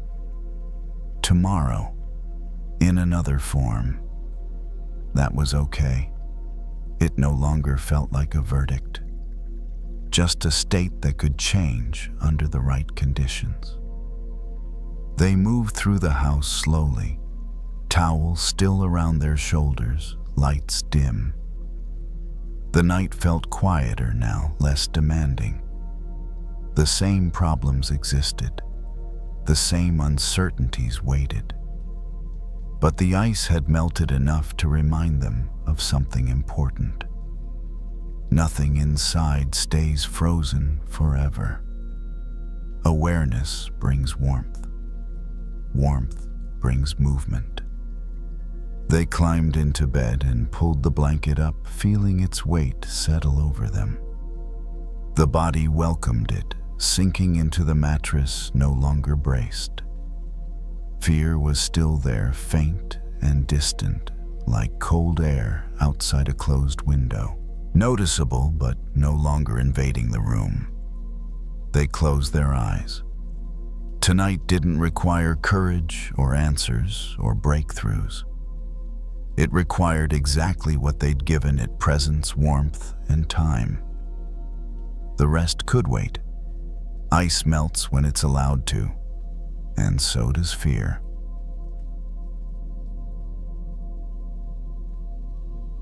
They sat on the edge of the couch, with a notebook resting on their knees, the room lit only by a small lamp near the wall. Outside, the evening had settled in quietly, without any announcement. It had been one of those days. Nothing terrible had happened. Nothing especially good either. But their mind felt crowded, like too many thoughts had been left open at the same time. They opened the notebook and stared at the blank page. Usually, when emotions showed up like this, they tried to push them away. Stay busy, scroll longer, distract harder. Tonight, none of that worked, so they stayed where they were. A thought rose first, sharp and impatient. I should be doing more. Then another followed close behind. I'm falling behind. Then a quieter one, harder to catch. Something is wrong with me. They recognized the pattern. Once one thought appeared, the others rushed in, each one pulling the next along with it like a small herd that refused to move in a straight line. They picked up the pen and wrote the first word that came to mind. Tired. They paused, surprised by how true it felt. Another feeling nudged forward, anxious. Then one more, lonely. The page began to fill slowly, not with explanations, but with names. They had learned something during their training about emotions, about the nervous system, about how feelings worked. But knowing didn't always make it easier to live with them. Tonight, though, a different image came to mind. A shepherd, not shouting, not chasing, just standing steady, watching the flock move, guiding it gently when it drifted too far. They looked at the list again. These weren't enemies. They were signals. Each emotion wanted something. Rest, reassurance, connection. None of them needed to be eliminated. They took a slow breath and placed a hand on their chest. For once, they didn't try to fix how they felt. They simply noticed it. The emotions shifted slightly, not disappearing but loosening their grip as if relieved to be seen. They wrote another word. Present. That one surprised them too. They leaned back against the couch, the notebook still open, and let their breathing find its own rhythm. Maybe leadership didn't mean control. Maybe it meant staying close enough not to abandon what was already here. The room felt calmer, even though the thoughts hadn't stopped completely. They were still there, but they weren't running the show. They closed the notebook and set it on the table, not because everything had been sorted out, but because that was enough for tonight. The lamp cast a soft circle of light across the room, leaving the rest in shadow. They noticed how different their body felt now. The tightness in their shoulders had eased. Their jaw wasn't clenched anymore. The emotions were still present, moving quietly in the background, but they no longer felt overwhelming. They had space to move without colliding. They thought again about the image of the shepherd. A shepherd didn't demand silence from the flock, didn't expect perfect order. The job wasn't to stop movement. It was to keep the group together and moving in the same general direction. They realized that leadership, when it came to their inner world, looked like this: staying awake, staying kind, setting gentle boundaries. When worry tried to run ahead, they noticed it and slowed their pace. When sadness lagged behind, they didn't leave it there. Nothing was pushed out. Nothing was shamed.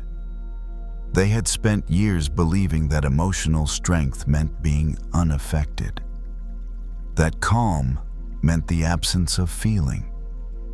Now they saw it differently. Calm was the ability to stay present while feelings moved through. They turned off the lamp and let the room grow darker. As they lay down, their thoughts drifted again, but without urgency. They didn't chase them. They didn't wrestle them. They trusted themselves to guide the night gently. Outside, the world continued as it always did. Inside, they rested in the quiet understanding that they were no longer being dragged by their emotions. They were walking with them. And that made all the difference.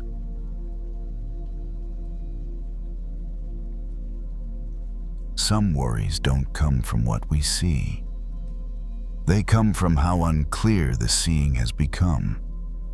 Late that night, the person stood in a small bathroom, the kind with soft yellow light and a mirror that had seen better days. The room was quiet except for the faint hum of the ventilation fan. The sink held a few water spots. The mirror showed thin streaks where steam had dried unevenly. The person leaned closer, noticing their own reflection looked slightly dull. Not distorted, just muted, like something was between the eyes and the image. It had been one of those days where the mind kept questioning itself. Not loudly, just persistently. Did I misread that situation? Why do I feel unsure about something so small? What if I'm not seeing this clearly? The person reached for a hand towel hanging nearby and wiped a small section of the mirror. The cloth moved easily, leaving behind a clearer patch. The reflection there looked sharper, more precise. The contrast was noticeable.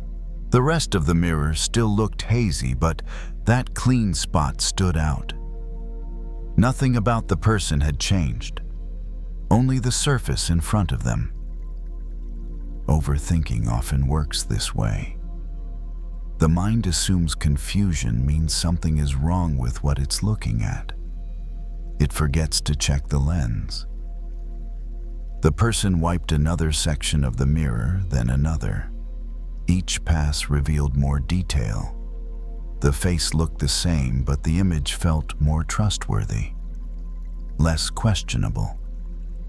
There was a quiet satisfaction in that. Not because the reflection was important, but because clarity didn't require effortful thinking. It required a simple action. The person paused, towel resting against the sink. The thoughts from earlier still lingered, but they felt less urgent now, less personal. Maybe nothing was wrong with the situation. Maybe the view had just been clouded. The mirror wasn't broken. It was dusty. The person turned on the faucet, briefly rinsing the towel. The sound of water filled the room, steady and grounding. As the towel was wrung out, droplets fell into the sink, each one landing and disappearing without leaving a trace. That felt familiar too. The person returned to the mirror, wiping the remaining areas, slowly, not rushing. The strokes were uneven, imperfect, but effective. The image sharpened bit by bit. Overthinking tends to pile up quietly. A doubt here, a second guess there. Each one settles like dust, barely noticeable at first. Over time, the surface becomes less clear and the mind assumes the blur is permanent. But dust isn't damage. The person stepped back and looked at the mirror again. It wasn't spotless. A few streaks remained. But it was clear enough. The reflection felt stable. The person studied their own eyes for a moment. Not critically, just observing. The face looked tired but familiar, real. The doubts from earlier returned briefly, testing the space. What if you're still missing something? The thought arrived, then softened. Even a clean mirror doesn't show everything at once. It shows what's in front of it. Nothing more. The person placed the towel back on the rack and turned off the light above the sink. The room dimmed slightly, shadows smoothing the edges of things. Clarity didn't mean certainty. It meant fewer distortions. The person leaned against the counter, letting the body rest. The mind felt quieter now.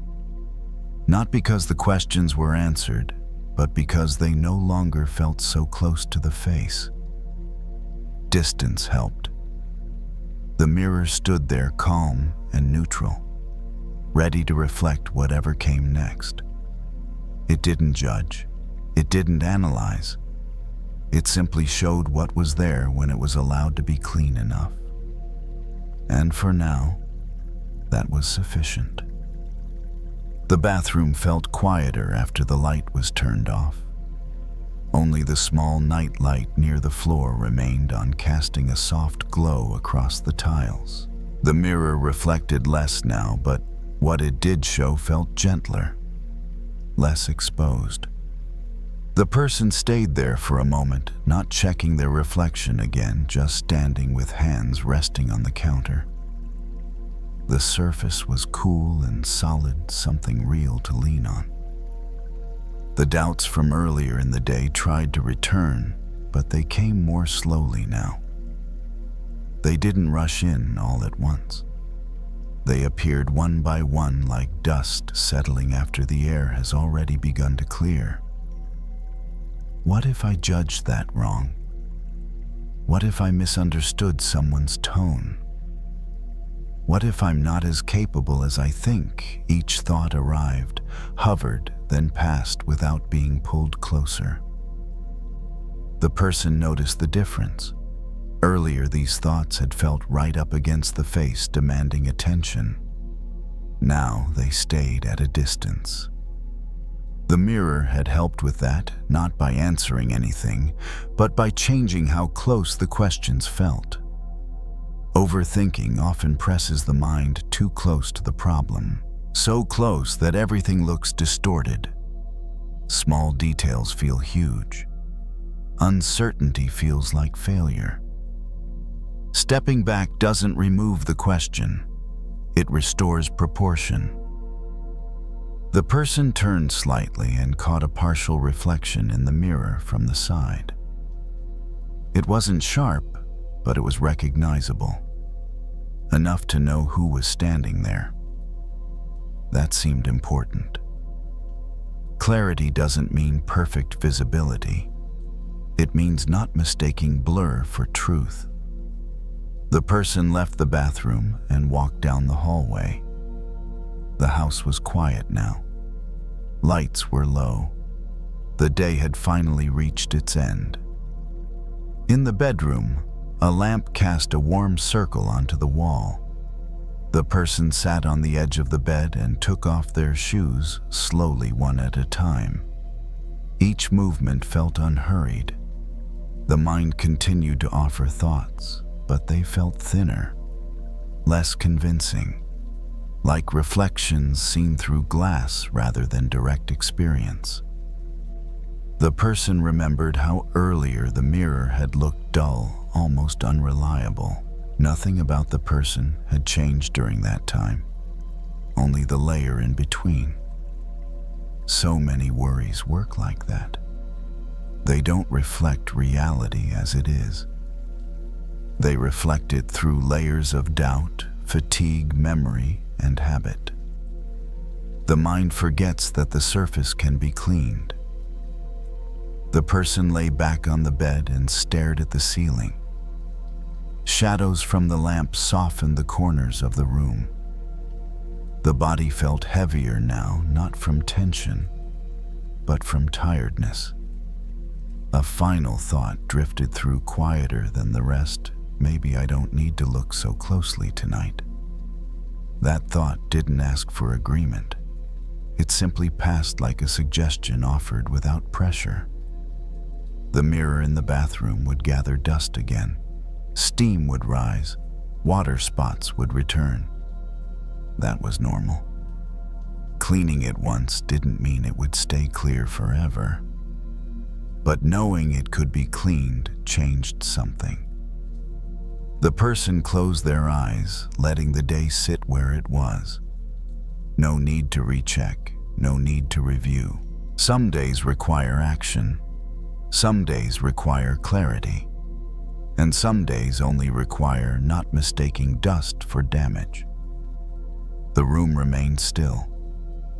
The thoughts grew softer, then fewer. And in that quiet, the mind rested, not because everything was resolved, but because the view no longer felt distorted. That was enough for tonight.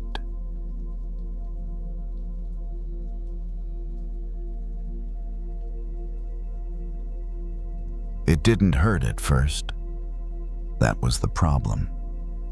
They were halfway down the block before they noticed it, a small sharp pressure under the ball of the foot, not enough to stop walking, just enough to be annoying. The kind of discomfort you assume will disappear if you keep moving. They kept walking. Streetlights cast pale circles on the sidewalk.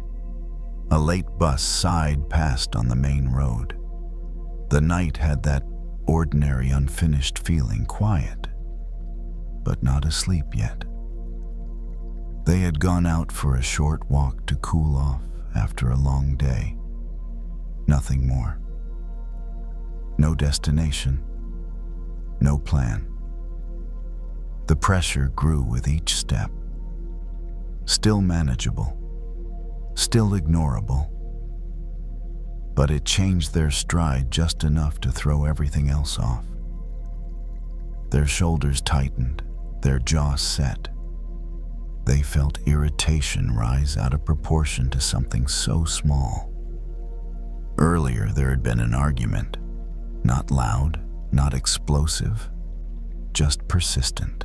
The kind that doesn't end with slammed doors, but with 1,000 unfinished sentences hanging in the air.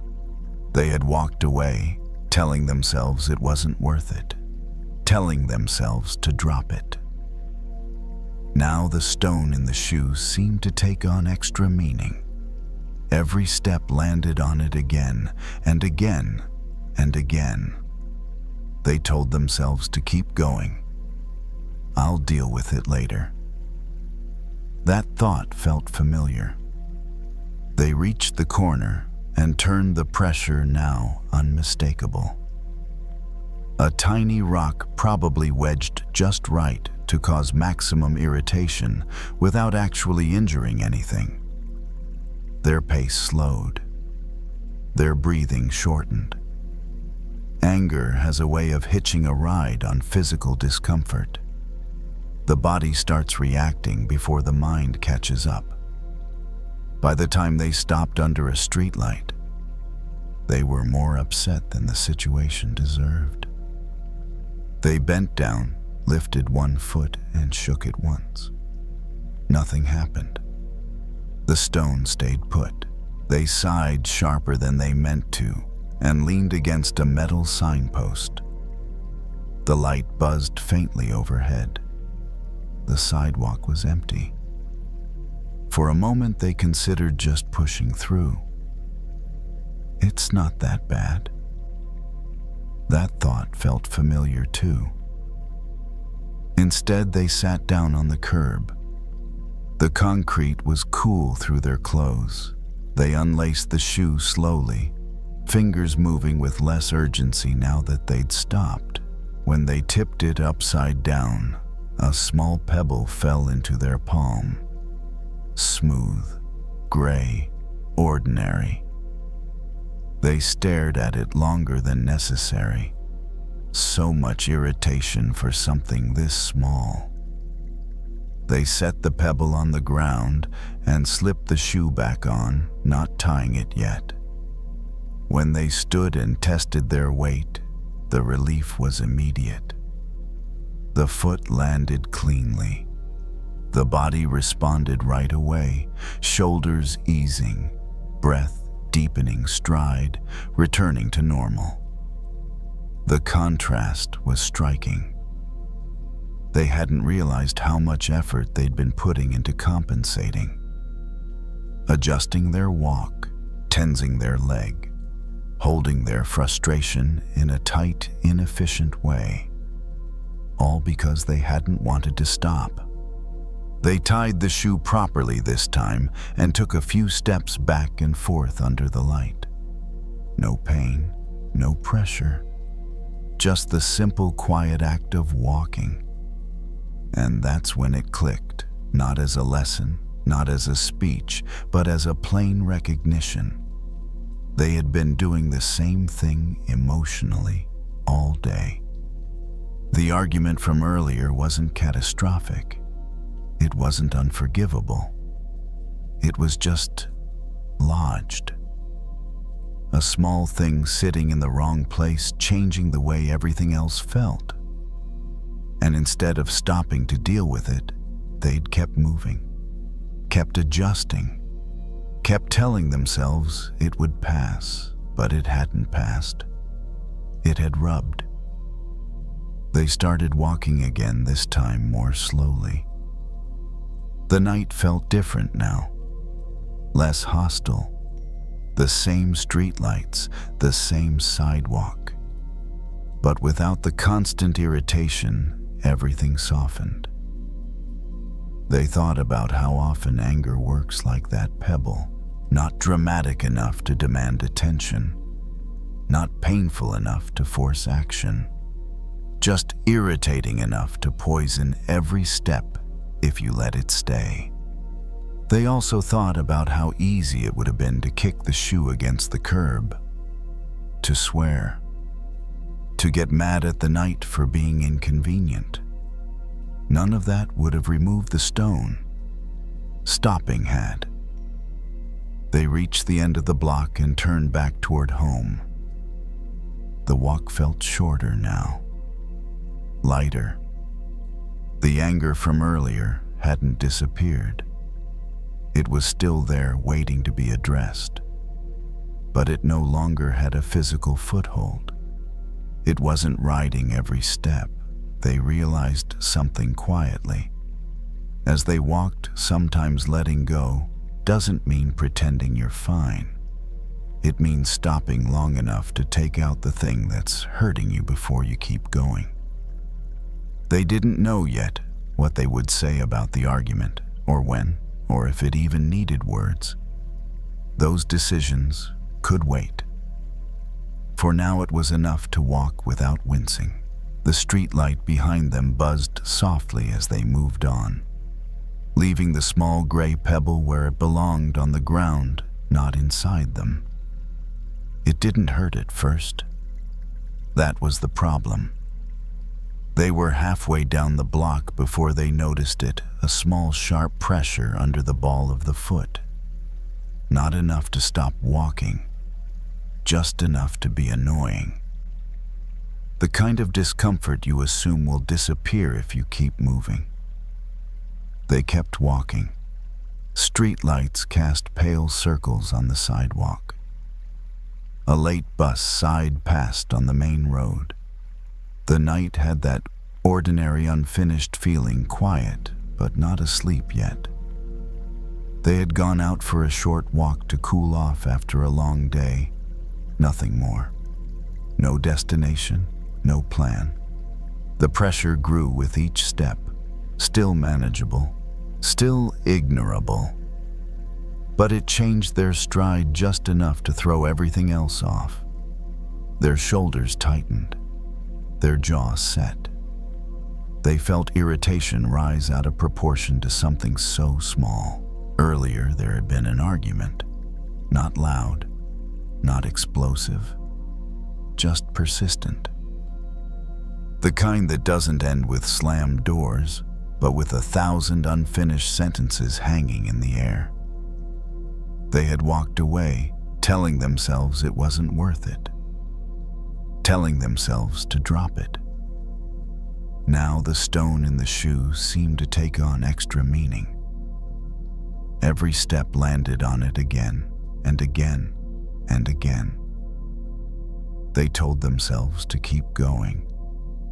I'll deal with it later. That thought felt familiar. They reached the corner and turned the pressure now unmistakable. A tiny rock probably wedged just right to cause maximum irritation without actually injuring anything. Their pace slowed. Their breathing shortened. Anger has a way of hitching a ride on physical discomfort.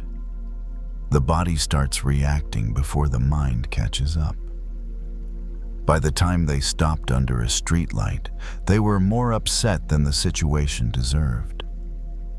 They bent down, lifted one foot, and shook it once.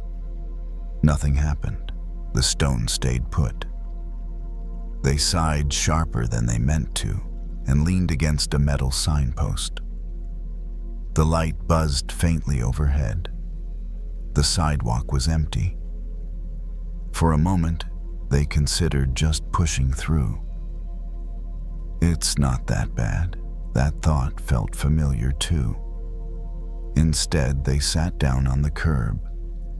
The concrete was cool through their clothes. They unlaced the shoe slowly, fingers moving with less urgency now that they'd stopped. When they tipped it upside down, a small pebble fell into their palm. Smooth, gray, ordinary. They stared at it longer than necessary. So much irritation for something this small. They set the pebble on the ground and slipped the shoe back on, not tying it yet. When they stood and tested their weight, the relief was immediate. The foot landed cleanly. The body responded right away, shoulders easing, breath deepening stride, returning to normal. The contrast was striking.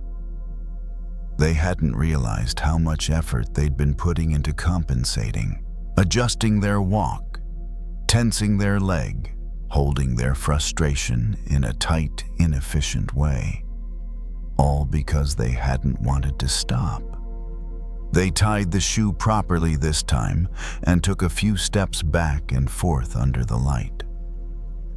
No pain, no pressure, just the simple, quiet act of walking. And that's when it clicked, not as a lesson, not as a speech, but as a plain recognition. They had been doing the same thing emotionally all day. The argument from earlier wasn't catastrophic. It wasn't unforgivable. It was just lodged. A small thing sitting in the wrong place, changing the way everything else felt. And instead of stopping to deal with it, they'd kept moving, kept adjusting, kept telling themselves it would pass, but it hadn't passed. It had rubbed. They started walking again, this time more slowly. The night felt different now, less hostile. The same streetlights, the same sidewalk. But without the constant irritation, everything softened. They thought about how often anger works like that pebble. Not dramatic enough to demand attention, not painful enough to force action, just irritating enough to poison every step if you let it stay. They also thought about how easy it would have been to kick the shoe against the curb, to swear, to get mad at the night for being inconvenient. None of that would have removed the stone. Stopping had. They reached the end of the block and turned back toward home. The walk felt shorter now, lighter. The anger from earlier hadn't disappeared. It was still there, waiting to be addressed. But it no longer had a physical foothold. It wasn't riding every step. They realized something quietly as they walked. Sometimes letting go doesn't mean pretending you're fine. It means stopping long enough to take out the thing that's hurting you before you keep going. They didn't know yet what they would say about the argument, or when, or if it even needed words. Those decisions could wait. For now, it was enough to walk without wincing. The streetlight behind them buzzed softly as they moved on, leaving the small gray pebble where it belonged, on the ground, not inside them.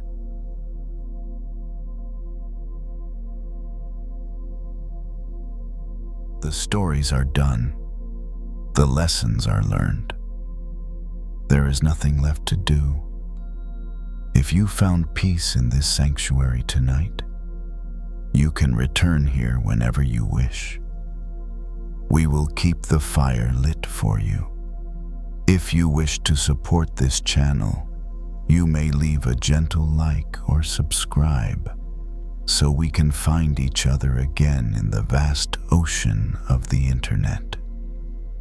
But now, as we move into the final space of rest, let's plant seeds of peace deep into your subconscious. Let go, drift, and let these truths become your own. My thoughts are settling like sediment in a glass of still water.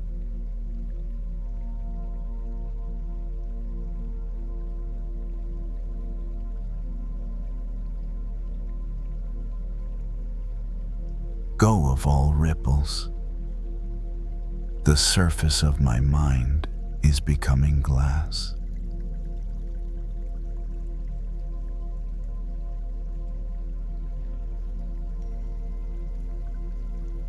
Like a river flows to the ocean, my worries flow away from me.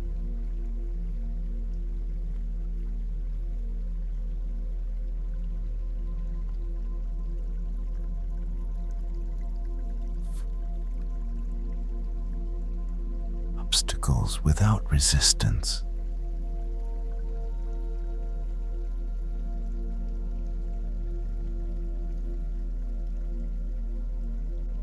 The waters of sleep are washing over my tired eyes.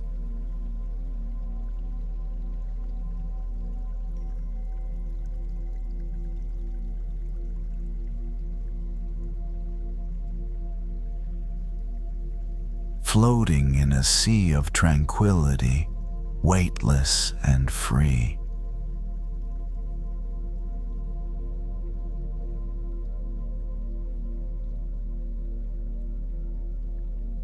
Breath is like the tide, flowing in and flowing out.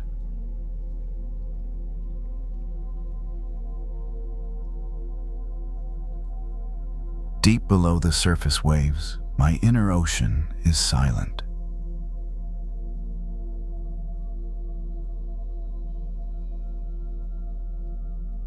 I release the day just as a leaf drifts down a stream.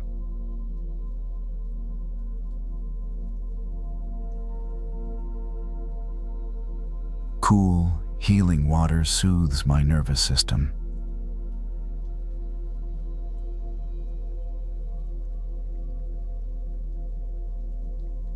Merging into the velvet depths of rest.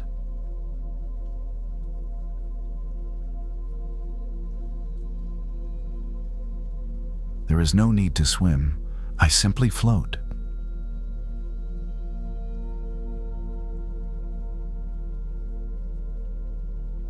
The rain of relaxation washes away the dust of the day.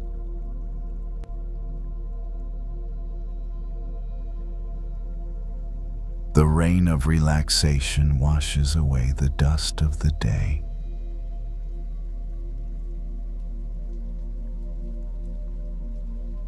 The rain of relaxation washes away the dust of the day.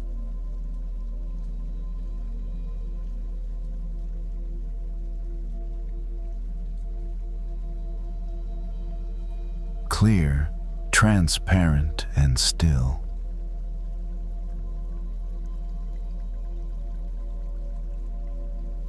I am clear, transparent, and still.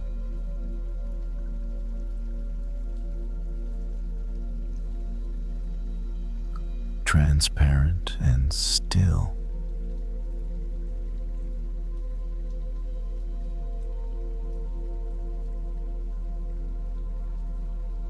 My emotions are water, and I allow them to flow through me.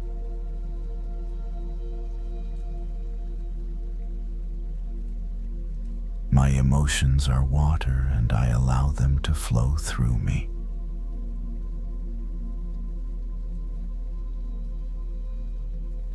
My emotions are water, and I allow them to flow through me.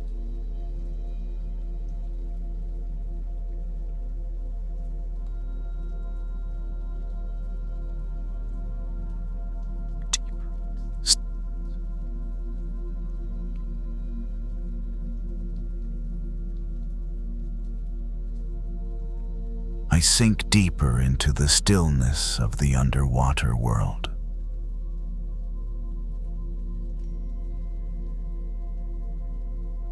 Sink deeper into the stillness of the underwater world.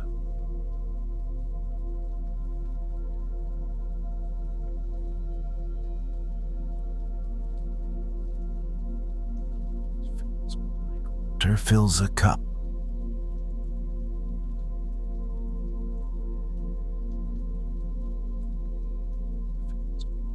Water fills a cup.